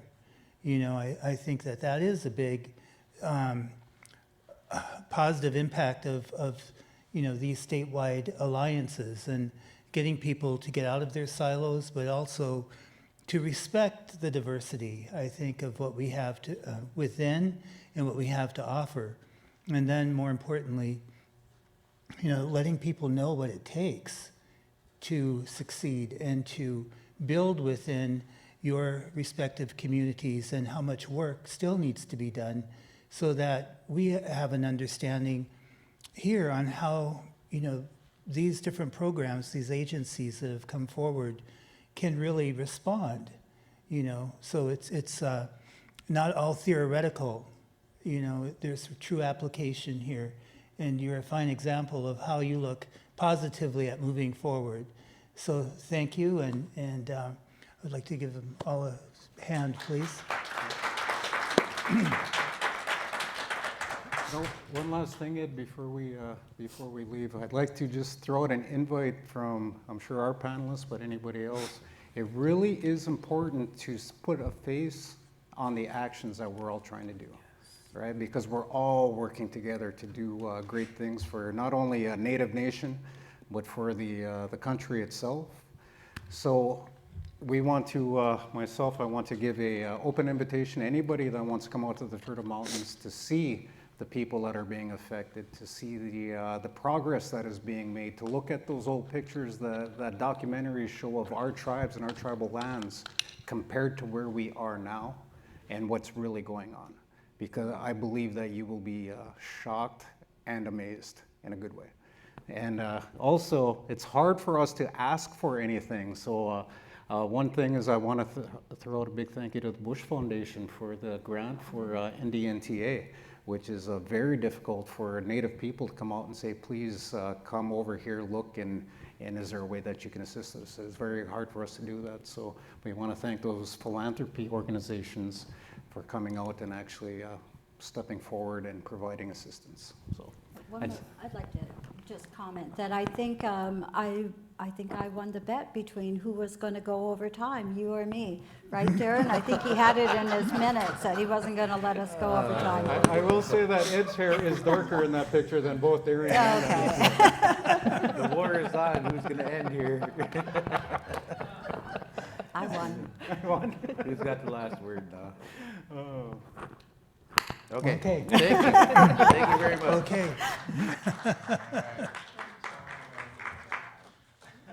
Turn this off then. Oh, you could just.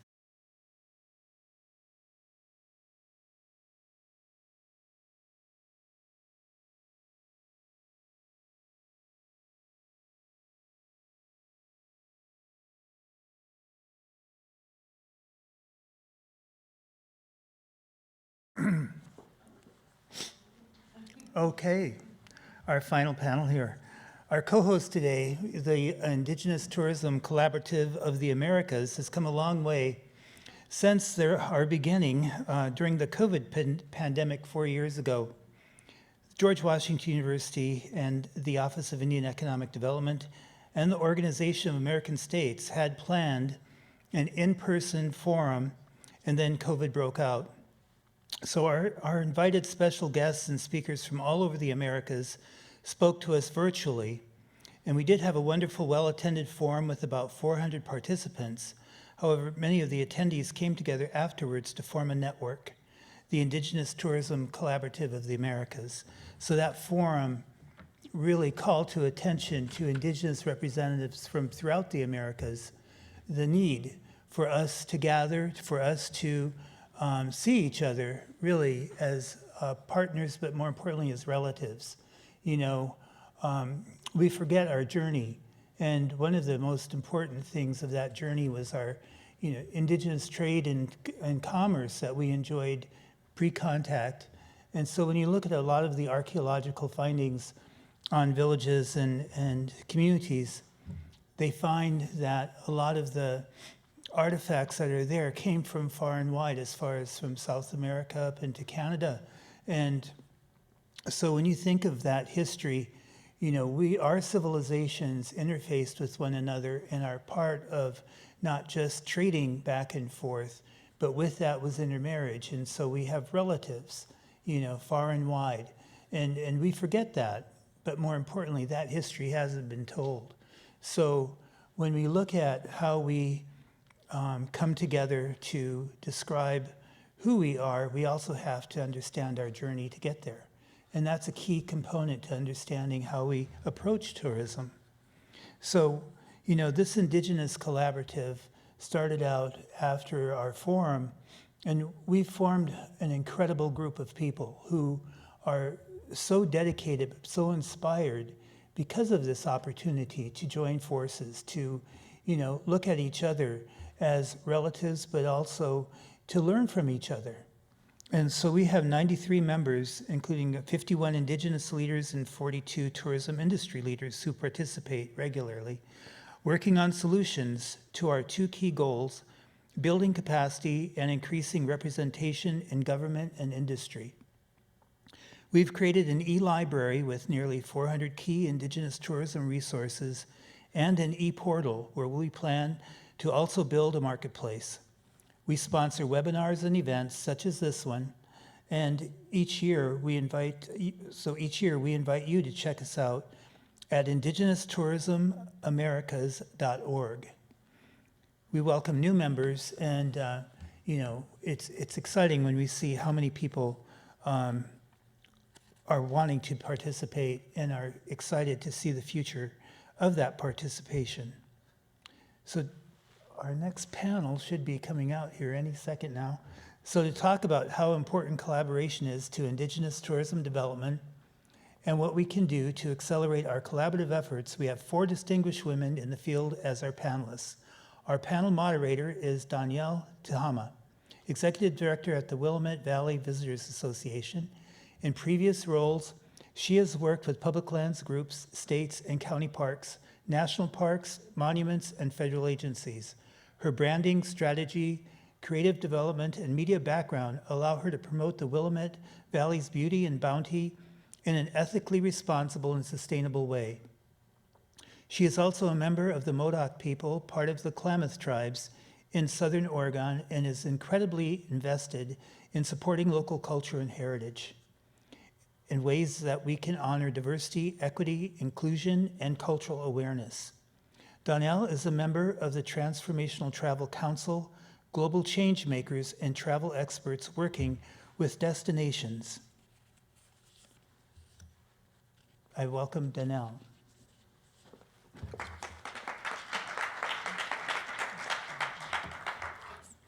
Subkecha, Ed, Waklisi, all who are joining us here in the auditorium today and online. I'm honored to moderate the panel on the future of Indigenous tourism collaboration in the Americas. Tourism is providing a promising approach to sustainable development through the Americas, a way for Indigenous communities to generate income, alleviate poverty, increase access to healthcare and education, and conserve cultural and natural resources. Indigenous tourism experiences in the Americas are growing in both demand and popularity. In North America alone, Indigenous tourism is on the rise.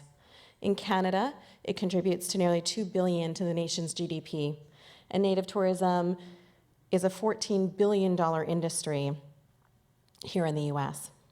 Indigenous communities are undertaking tourism development activities to support cultural revival, intercultural awareness, and economic growth. This brings jobs and career opportunities for Indigenous peoples at all skill levels. International Indigenous tourism has made great strides over the past decade, but they need help with the same development steps previous panelists have talked about. Indigenous communities need collaborators and partners who are experienced in development, planning, capacity building, and management, so no one has to reinvent the wheel of sustainable tourism. At the same time, there's a deep recognition that the challenges and needs for developing Indigenous tourism throughout the hemisphere are similar for Indigenous communities, and there are nascent and growing efforts dedicated to reestablishing ancient networks, connecting Indigenous communities, and fostering exchange of knowledge and experiences around tourism. The good news is that our three panelists today are experienced in all of those areas and will help us to unpack these topics. They're currently in talks about how they can collaborate to offer additional assistance to Indigenous tourism communities and their leaders in the Americas. They're encouraged in this work by the White House Council on Native American Affairs and its International Indigenous Economic Development Subcommittee. From the U.S. Agency on International Development, we welcome Nikki Anderson, Deputy Director of Inclusive Development. She's been responsible for leading many projects, including work in Guatemala, Ghana, and Zimbabwe, and the co-creation of the Forest Stewardship Council's Indigenous Foundation. The FSC Indigenous Foundation is the global Indigenous alliance for forest nature-based solutions to climate change. It's a significant achievement because Indigenous people make up a fourth of the world's land and are becoming a key force in climate mitigation and landscape protection. Jessica Growing Thunder, Fort Peck, Assiniboine Sioux, is the Indigenous Exchange Advisor at the Inter-American Foundation. The Inter-American Foundation supports community-led development in Latin America and the Caribbean and has an active portfolio that includes nearly 400 grants in 27 countries. About 150 of those grants support Indigenous communities in at least 16 countries. These funds support enterprise development, leadership, natural resource management, sustainable agriculture, and food security. And finally, Selene Mattis, the Executive Director of the International Institute for Tourism Studies here at George Washington University, has Indigenous tourism development success stories to share spanning Latin America, the Caribbean, and the United States. Her work has supported Indigenous tourism development throughout Latin America, in the Dakotas, and Maine. She played key roles in the creation of successful regional Native American tourism alliances and establishment of the Indigenous Tourism Collaborative of the Americas. Welcome, panelists.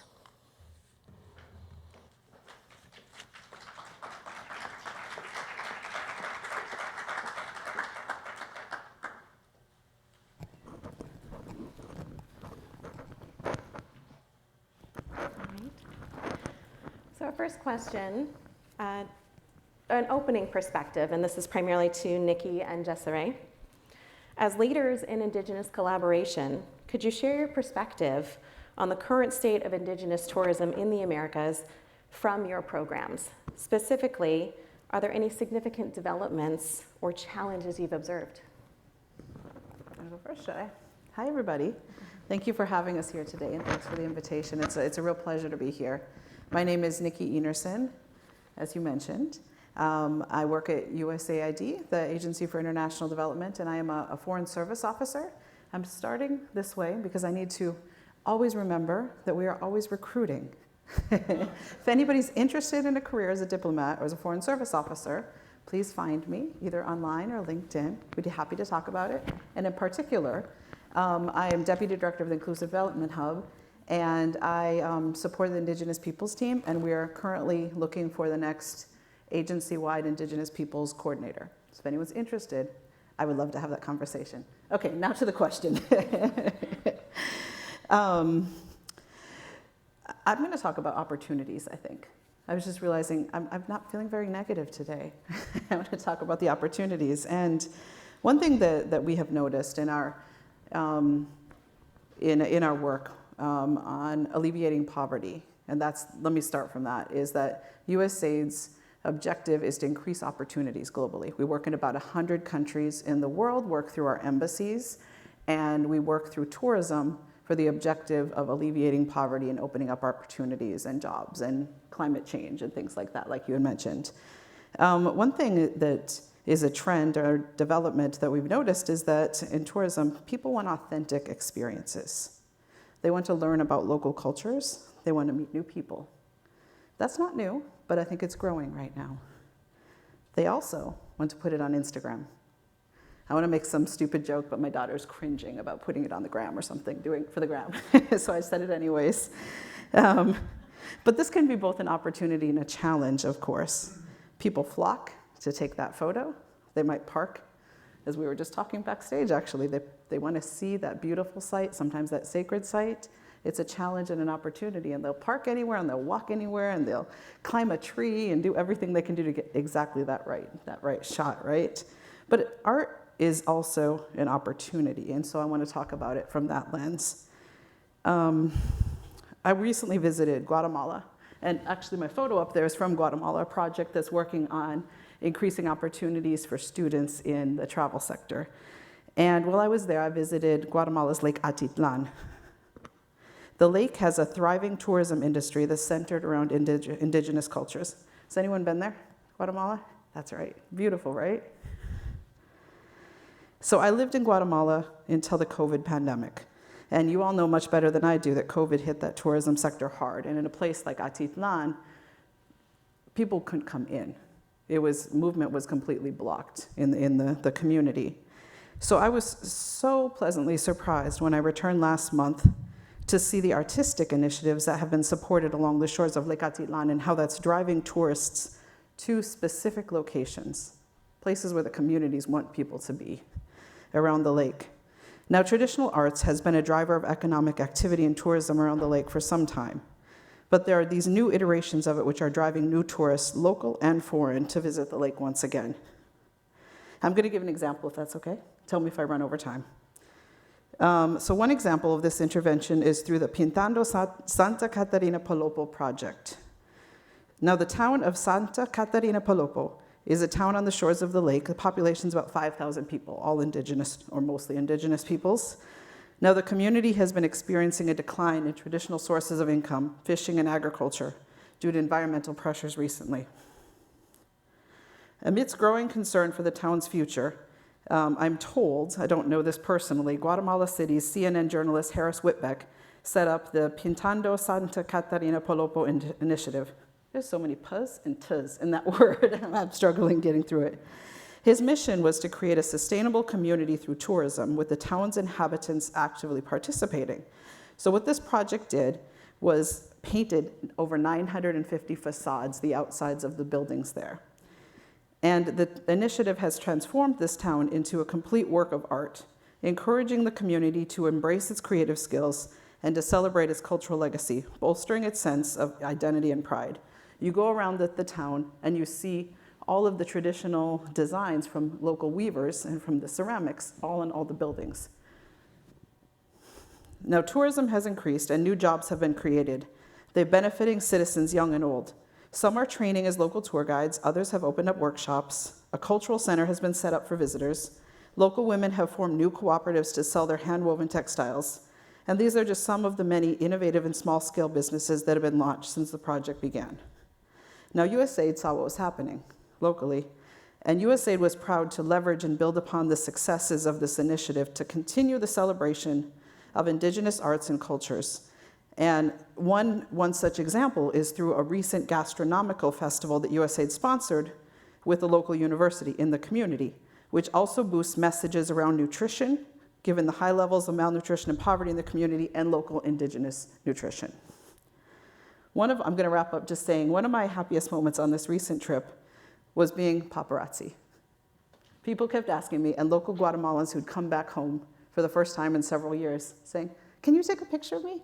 On these beautiful murals, or along the streets of San Juan La Laguna, where the town had put up murals celebrating the elders. And so there would be a former mayor, it would be the auntie, it would be the grandma, and what they have done to the community.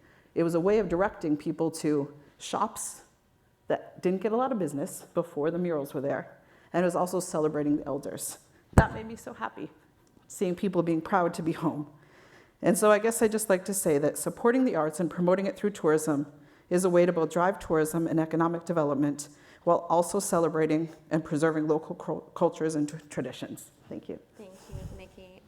Desiree, before you comment, I just want to highlight, Nikki, your comments regarding local cultures, local makers and producers, and how significant that is, especially when it comes to food programs and agritourism, it sounds like, and in developing that. Desiree, your comments? It's afternoon now. It's not morning anymore.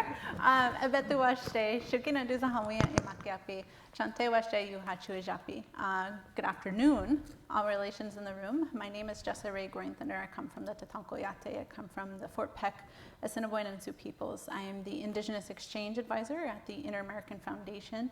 I have my notes with me because I am a Native woman, and you give a Native woman a mic and a chance to speak, and she will go on and on. So I got my notes to make sure I stay on cue here. So the IF is a nimble and transformative U.S. government agency that invests in community-led development across Latin America and the Caribbean. We directly engage local leaders, innovators, and entrepreneurs in underserved areas to create more prosperous, peaceful, and democratic communities. We're anchored in the philosophy that communities know how and communities know best. We were created by Congress in 1969, and our portfolio is 100% localized with nearly 430 grants in 27 different countries. And all of these are designed and implemented by organizations that are based in the communities that they work in. That is important, right? So the IIS mission is to identify, support, and partner with underserved people, their enterprises, and grassroots organizations to help create thriving communities. And with over 50 years of experience working in Latin America and the Caribbean, this work has inherently supported Indigenous communities. I serve as the Indigenous Exchange Advisor at the IF, and the Indigenous Exchange, the IE, is an exciting multi-dimensional tool that further advances our already good work with Indigenous grantee partners. The IE provides a forum for Indigenous communities in Latin America and the Caribbean and tribal nations here in the United States to come together to exchange ideas, experiences, and ultimately foster sustainable collaborations. You know, we all know that advancing these opportunities promotes Indigenous relations, cultural education outreach, community and economic development, and trade potential. In fiscal year 23, we helped fund 119 grants who intentionally work with Indigenous communities. That's 28% of our grant portfolio. And I want to acknowledge that this number is great.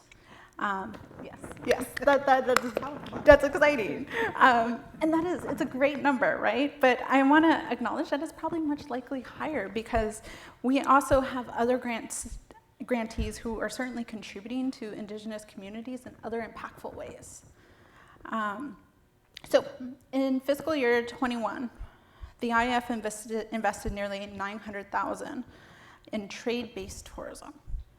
And approximately 85% of that funding went to Indigenous-led or Indigenous-serving grantees. So we work with phenomenal Indigenous grantees and Indigenous-serving grantees working in community-based tourism efforts. And community-based tourism really seeks to give communities full ownership of the benefits and impacts of hosting tourists. I have grantees working in community-based tourism offer experiences that focus on conservation, wildlife observation, education, arts, ag, food security, Indigenous knowledge, and volunteerism. The list goes on and on, right? Community-based tourism really can create income across entire communities, from guides and touring companies to transportation providers, lodging hosts, tourist site operators, and restaurant industries, just like we were talking about behind in the green room. A tremendous incentive for Indigenous tourism efforts is the preservation of natural resources and local identities. It can also foster participatory decision-making and the creation of networks and partnerships, which can then provide more efficient use of community resources. The work of our grantees are true testaments to the challenges, the strengths, and the opportunities in tourism. I'm actually going to give an example as well, and I will make it quick. I want to talk about our grantee in Colombia, Osami. And so the IAF has been funding them since 2016 to work with its members and the members of 10 Indigenous communities in Colombia to really draw upon proven traditional practices to improve livelihoods, protect their way of life, and the natural environment. Osami is increasing the diversity and productivity of sustainable farms, revitalizing traditional knowledge and practices, and increasing exchanges and cooperation amongst its members and beyond. So during the pandemic, they really advanced their tourism proposal and in the adaptation and construction of the necessary spaces within its center to offer lodging, food, an auditorium, and ceremonial bath services. It is now generating enough income to cover all of the employees and operating costs of that center. It has a space for 30 visitors. I also want to mention here that with counterpart support, Osami has also protected and registered as a reserve 15 hectares of forest land.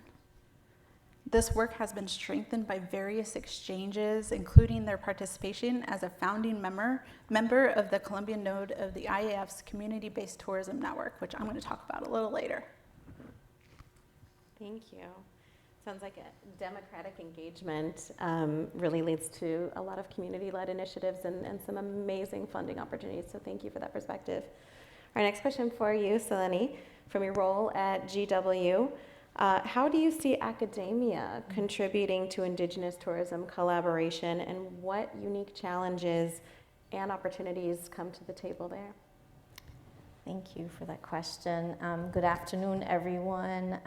It's so lovely to see familiar faces and also all those faces that we can't see but are online. Entonces, buenas tardes a todos en línea y muchas gracias por estar con nosotros hoy por la tarde.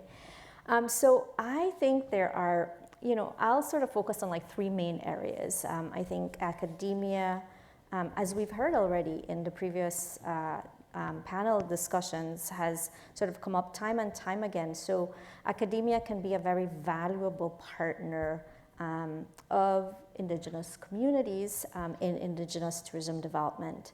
Think about the research and knowledge sharing as one important initial way in which academia can contribute to Indigenous tourism.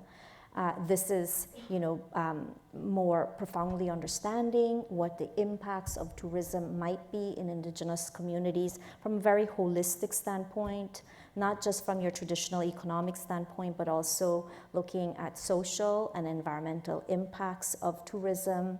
academia also, can play an important role in identifying those best practices for sustainable Indigenous tourism development. And I'd love to provide an example of this. So a few years ago, we were looking around to understand where those gaps in research are. And one of the areas that we noticed in partnership with G-Adventures is one of the largest adventure tour operators. They operate tours in more than 100 Indigenous communities around the world, so they have a pretty large footprint. And so together, we were looking at, well, what exists that provides guidance to travel companies about how to be more respectful partners to Indigenous communities. And while there were many declarations and general guidelines that provided sort of guiding principles for what makes or what is important for sustainable Indigenous tourism development, there really wasn't any practical guidance for tour operators or travel companies a little bit more broadly.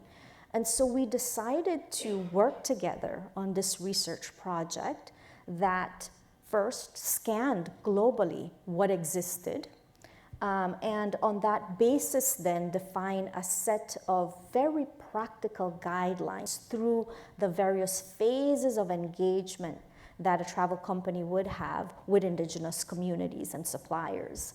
And this was a project that ran over the course of, it was 12 plus months, so we took our time to do it well.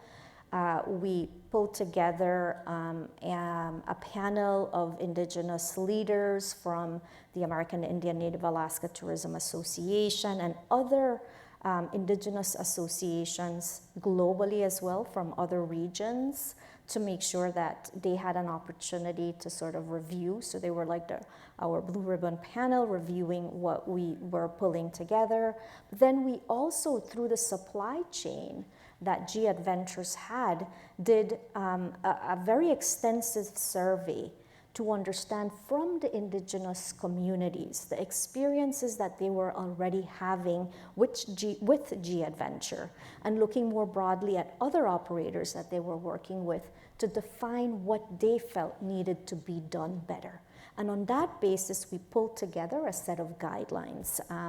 And these guidelines can be found on the Indigenous Tourism Collaborative of the Americas e-library, which was launched earlier this year. It is the main or one of the only global repositories of resources that can be used for development of Indigenous tourism. So I encourage you to visit that site.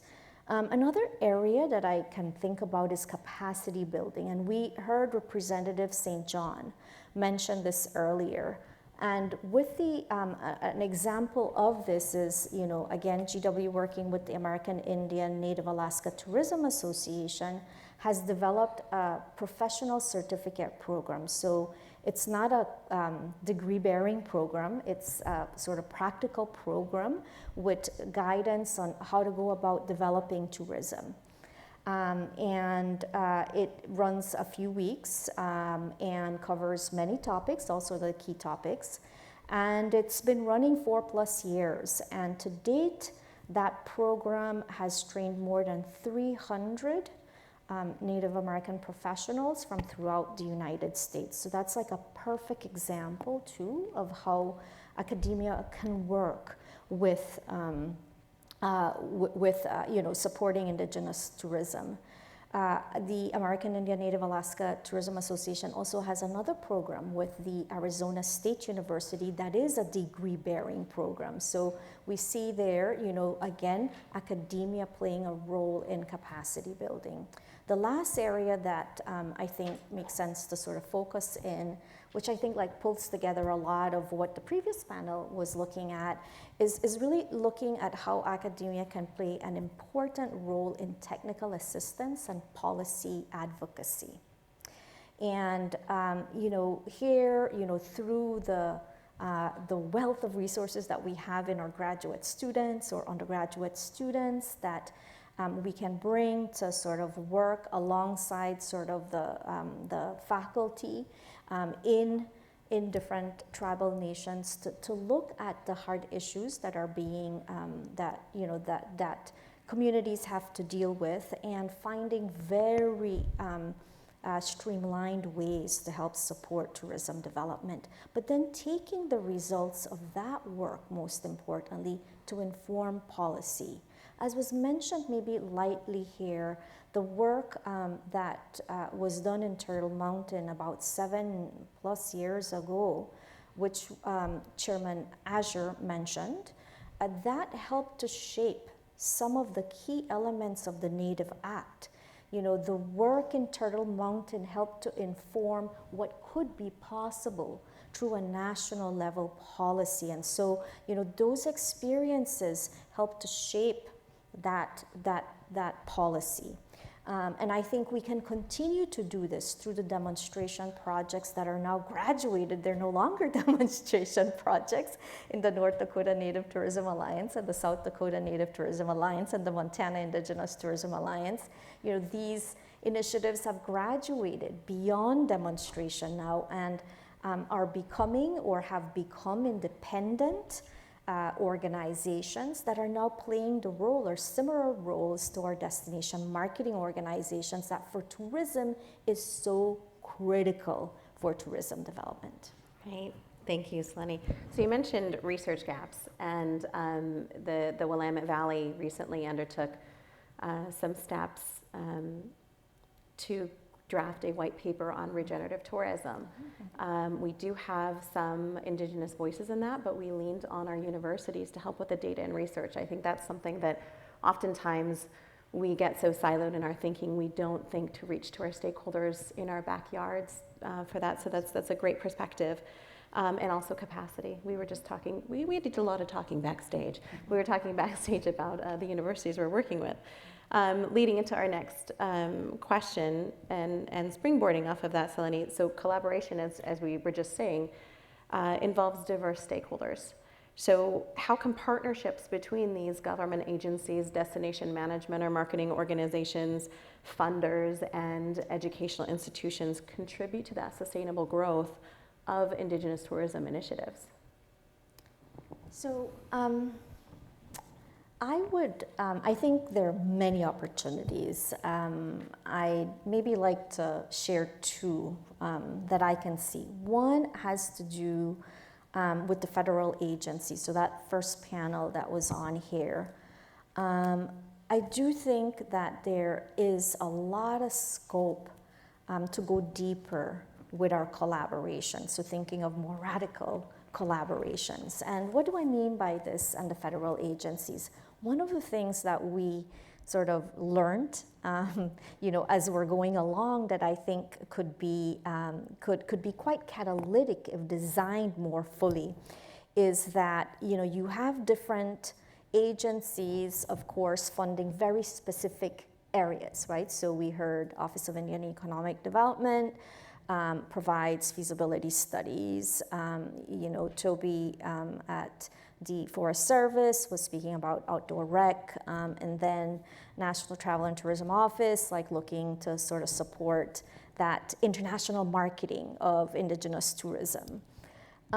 So there are opportunities, though, to link these funding sources. So it's almost thinking of strategic ways to mobilize resources. So what do I mean by this?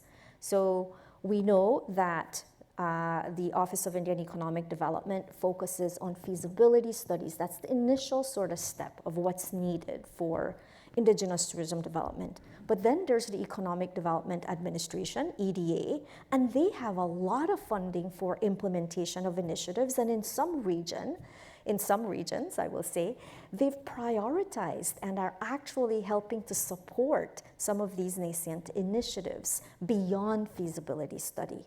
So wouldn't it be wonderful if there could be sort of that deeper design and coordination so that tribal nations don't have to figure this out on their own, but that we know how these funding sources can link up and provide sort of the full funding needed. Why? Because, you know, Indigenous tourism is development.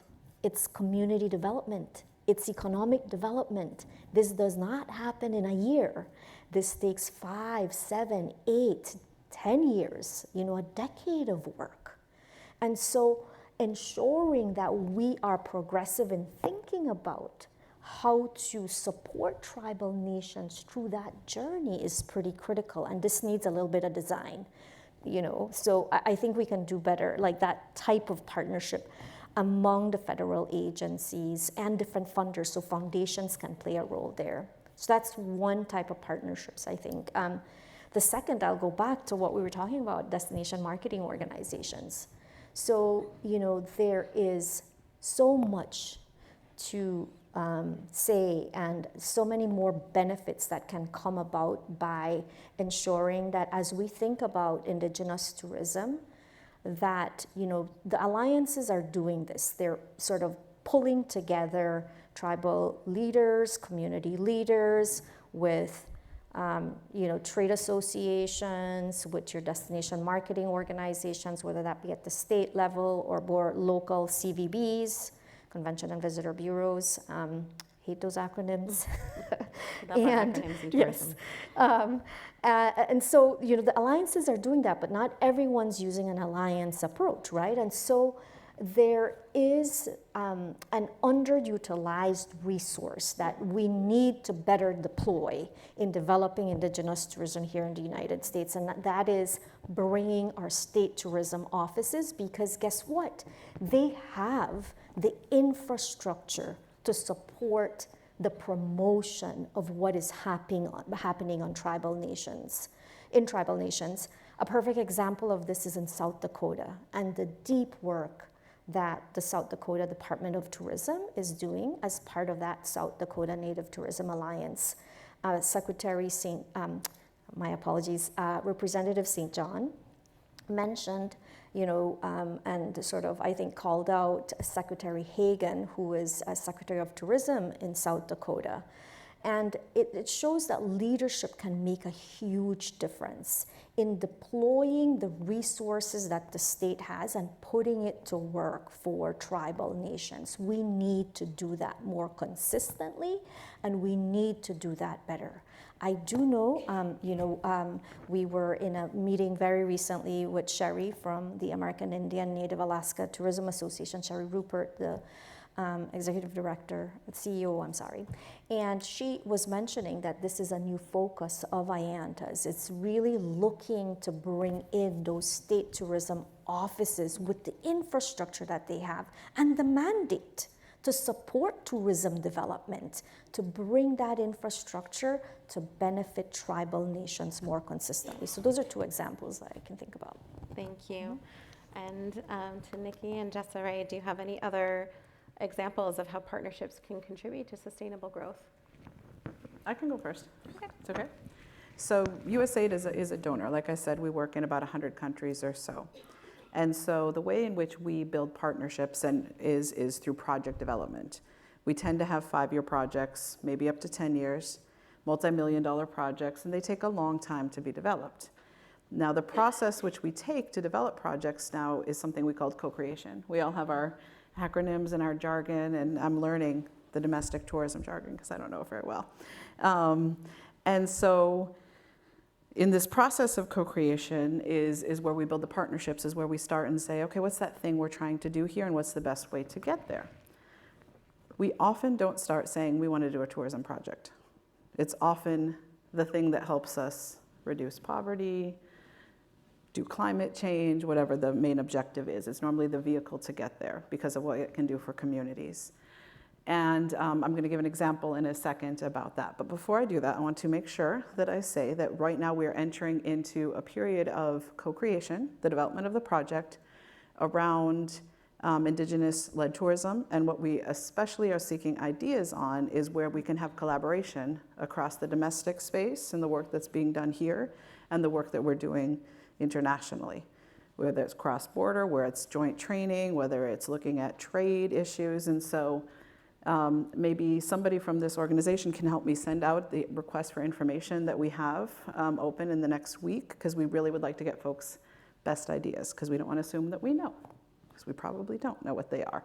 So, wanted to get that out of the way. I'm giving ads here. So in the process of co-creation, in the past, I think it was last summer, we released a document. We had somebody help us assess how we do with it.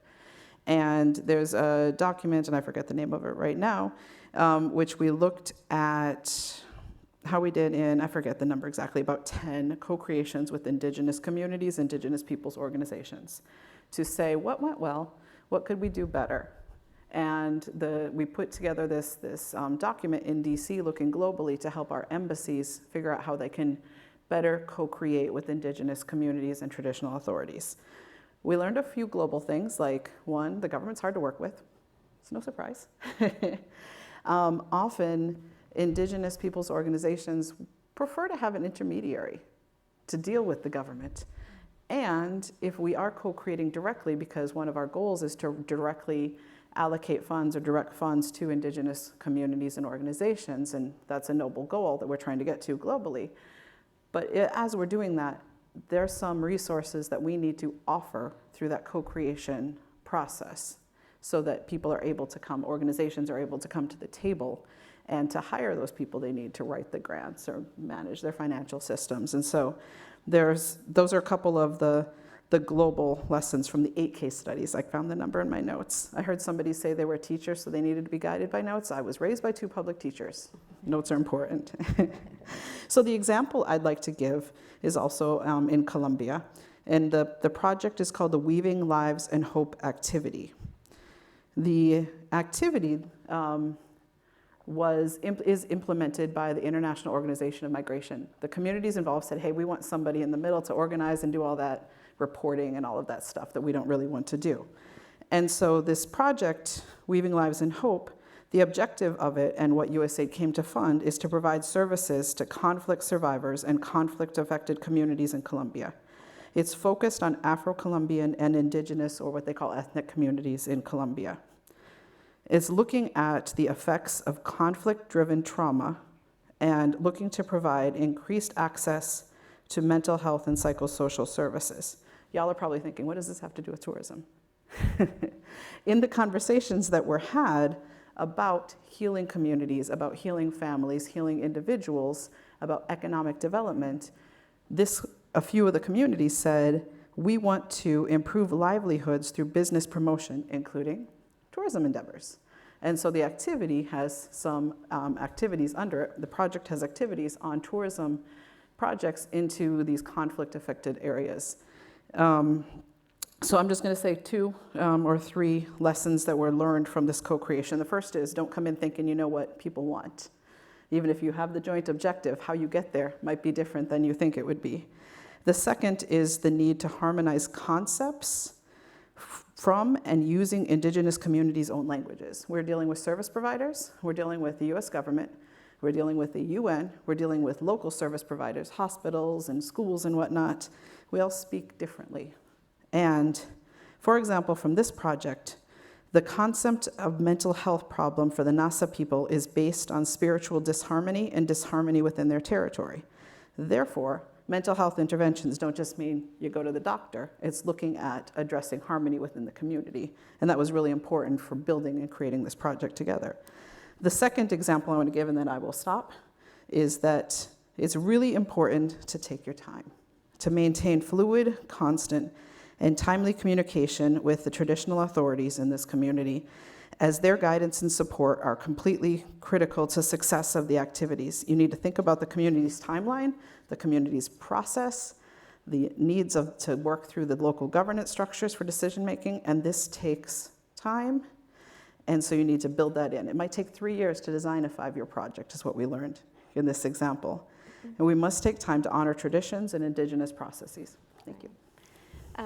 Desiree, really quickly, did you have a quick minute or 2 Yes. answer to that? Yes, I Do you will. wanna give me time? I will trim. As I mentioned earlier, the IF is committed to community-led development. We are flexible and responsive. We don't set the agenda; our grantees do. Our model really promotes community ownership, which is incredibly important for tourism efforts.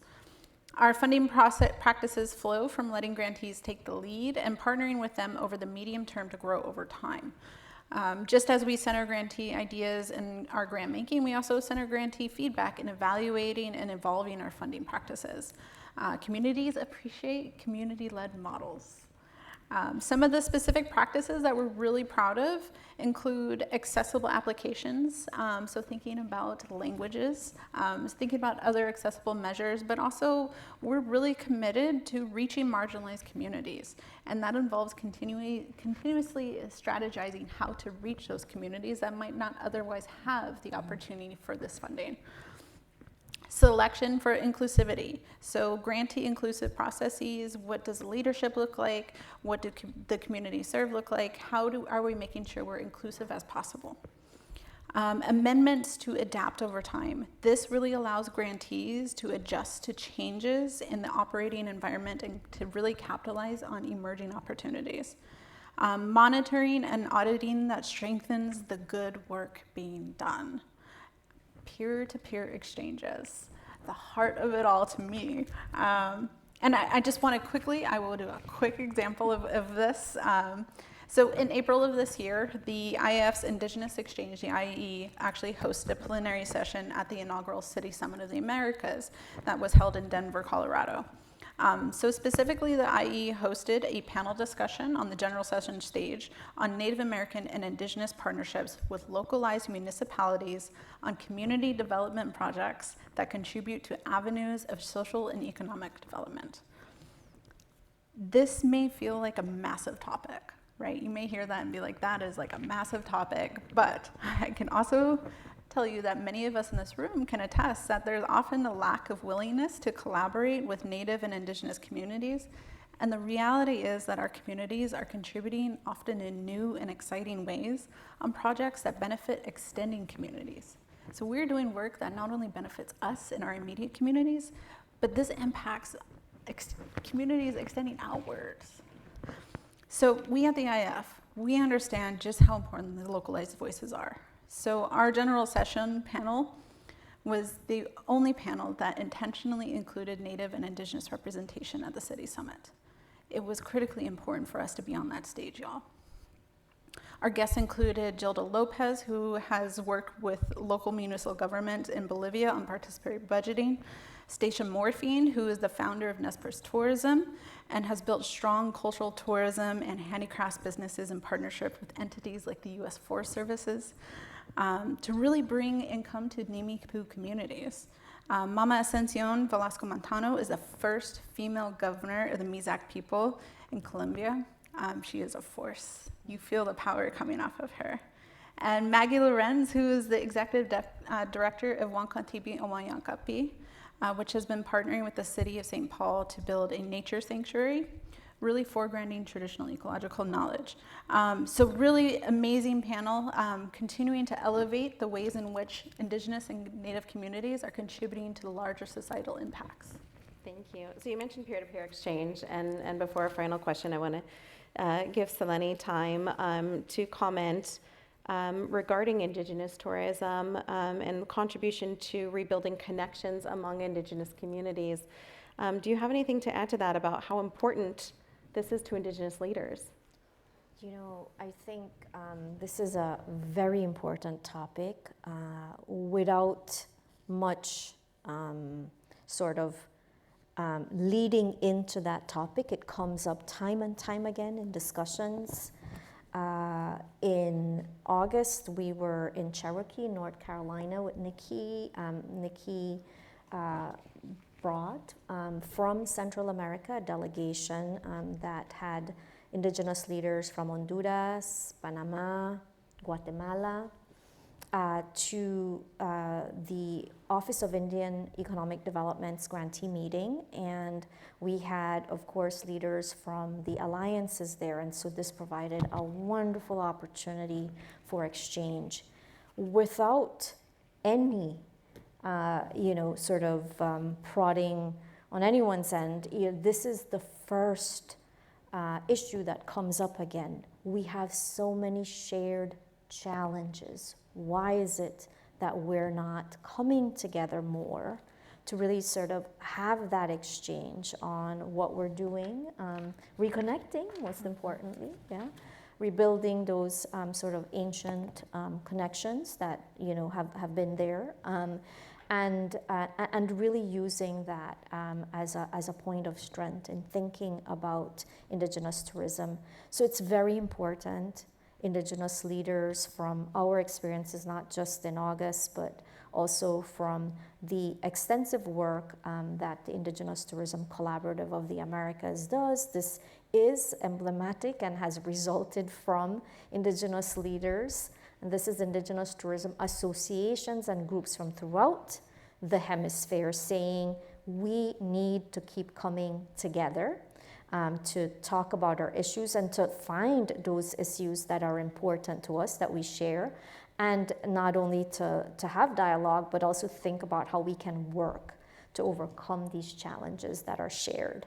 And that is in fact the essence of this Indigenous Tourism Collaborative of the Americas that really sort of came about as a result of Indigenous leaders saying we would like to have sustained dialogue around Indigenous tourism. Thank you. And I'd be remiss if I didn't mention, we talked about the Dakotas and the great work that's being done by the states.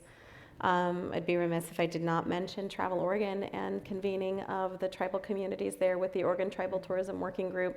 And that's another great way to recognize how Indigenous leaders are looking at collaborating more. And I know we're just about at time, but a key takeaway, I'd like each of you, please. Nikki, we'll start with you. Reflecting on your experiences, what major challenge have you encountered in advancing, and what opportunities do you see? If you had a quick takeaway for the group today. Sure. USAID has worked in this sector for 50 years, and it has not been Indigenous-led. And we're trying to change that right now. And we think that while it might be in Masai Mara or it might be in the Dakotas, I'm from Minnesota, so I'm happy to be around family from that part of the country here, that it's important that we're promoting collaboration and shared spaces, and that tourism is Indigenous-led when it is relevant in Indigenous areas. So that's my quick takeaway. Desiree? I think that's a great takeaway, Nikki. I will also add that, keeping our community-led model at the forefront, I'd say it is important to emphasize that funding is always needed to continue this work. It's community-based tourism projects have tremendous potential also to offer sustainable alternatives to resource management that really further promote economic growth. When we promote local livelihoods and conserve resources, these projects can make it viable for people in rural areas to stay in community and make a living in community. It's important for many Indigenous communities to stay home and stay in community. And so when we can continue to support the good work already being done, that's what matters. Selene? I would say governance for tourism. And this was mentioned, I think, in previous conversations as well today. Most tribal nations in the United States do not have a tourism program. And so, without that existing, it's really sort of hard to build up. So who is going to put in those grant applications for a program to exist, and so it's a little bit of a chicken and egg situation, but I do think that there needs to be more investment.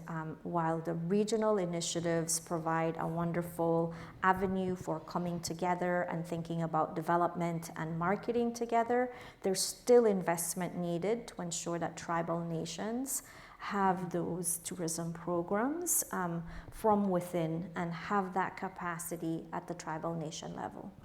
Thank you. And thank you to Nikki and Desiree as well for this very informative session on the future of Indigenous tourism collaboration. Selene is our co-host today, and for this event I want to extend a special thank you to George Washington University and the Indigenous Tourism Collaborative for all the work that's gone into this event. Thank you very much, and I'll turn the floor back to you. Thank you. So I think this is the end of our day, and this I will need notes for. I would, on behalf of everyone that has been behind this initiative that has been months in the making would really like to sort of send us off with a few thoughts. So I hope that, you are just as excited as I am about the ideas that we've started to sort of plant, the seeds of ideas that came out of the discussions today. This really has been a momentous occasion for GW, and I think for our community to have, to be able to celebrate this inaugural Indigenous Tourism Leadership series. And so we hope to have you back next year. But I'd be remiss if I didn't mention, sort of a thanks to a few individuals that were very important, to this initiative.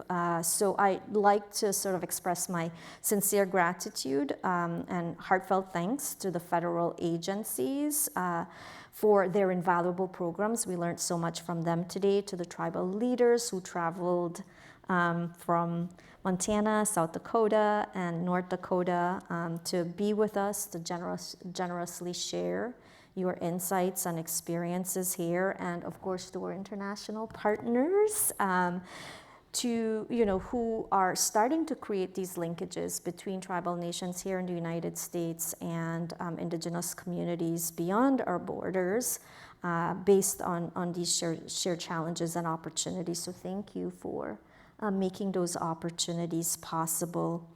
Also, special recognition is due to the steering committee of the Indigenous Tourism Collaborative of the Americas. This includes the Office of Indian Economic Development, the Organization of American States. We're delighted to have the White House Council on Native American Affairs, and in particular their International Indigenous Economic Development Subcommittee, be a part of that steering group, as well as the National Travel and Tourism Office. So thank you for your guidance in planning the event and all the details behind this. To the members of the Indigenous Tourism Collaborative of the Americas here with us today, but many online that have stayed on these hours, thank you so much for your ongoing support. We truly appreciate it. And to each of you who has joined us today, thank you for taking time out. We know that this is a very busy time of the year and are very grateful for you coming in and being a part of this significant dialogue. Also, special acknowledgement goes to the Office of Indian Economic Development for their unwavering support, without which today's event would not have been possible.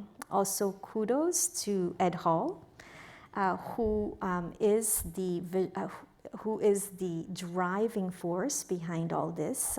Thank you for your visionary leadership on Indigenous issues that has sort of guided this conversation and all the initiatives that we have going on here. We're so honored to have you a part of the GW community. To Tammy Nguyen, who might be in the background here, for your efforts to ensure that the event was a resounding success. Thank you so much.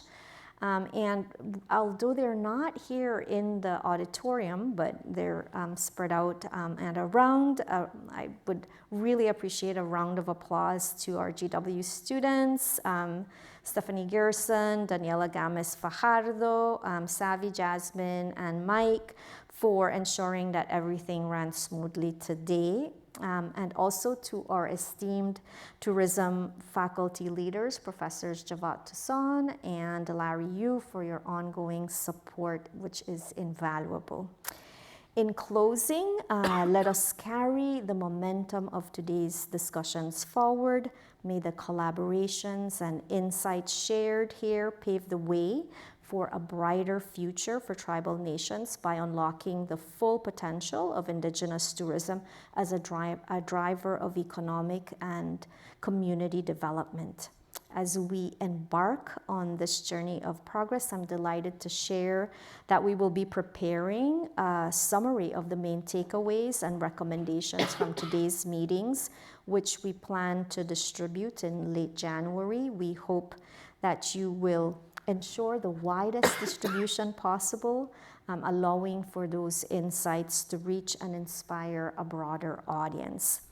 And in the spirit of the season, I'd like to extend warm wishes to each and every one of you for happy holidays. May the festive season bring joy, peace, and rejuvenation. So again, thank you. And we look forward to inviting you back next year for the continuation of this dialogue and collaboration around Indigenous tourism. Thank you so much. Stay safe.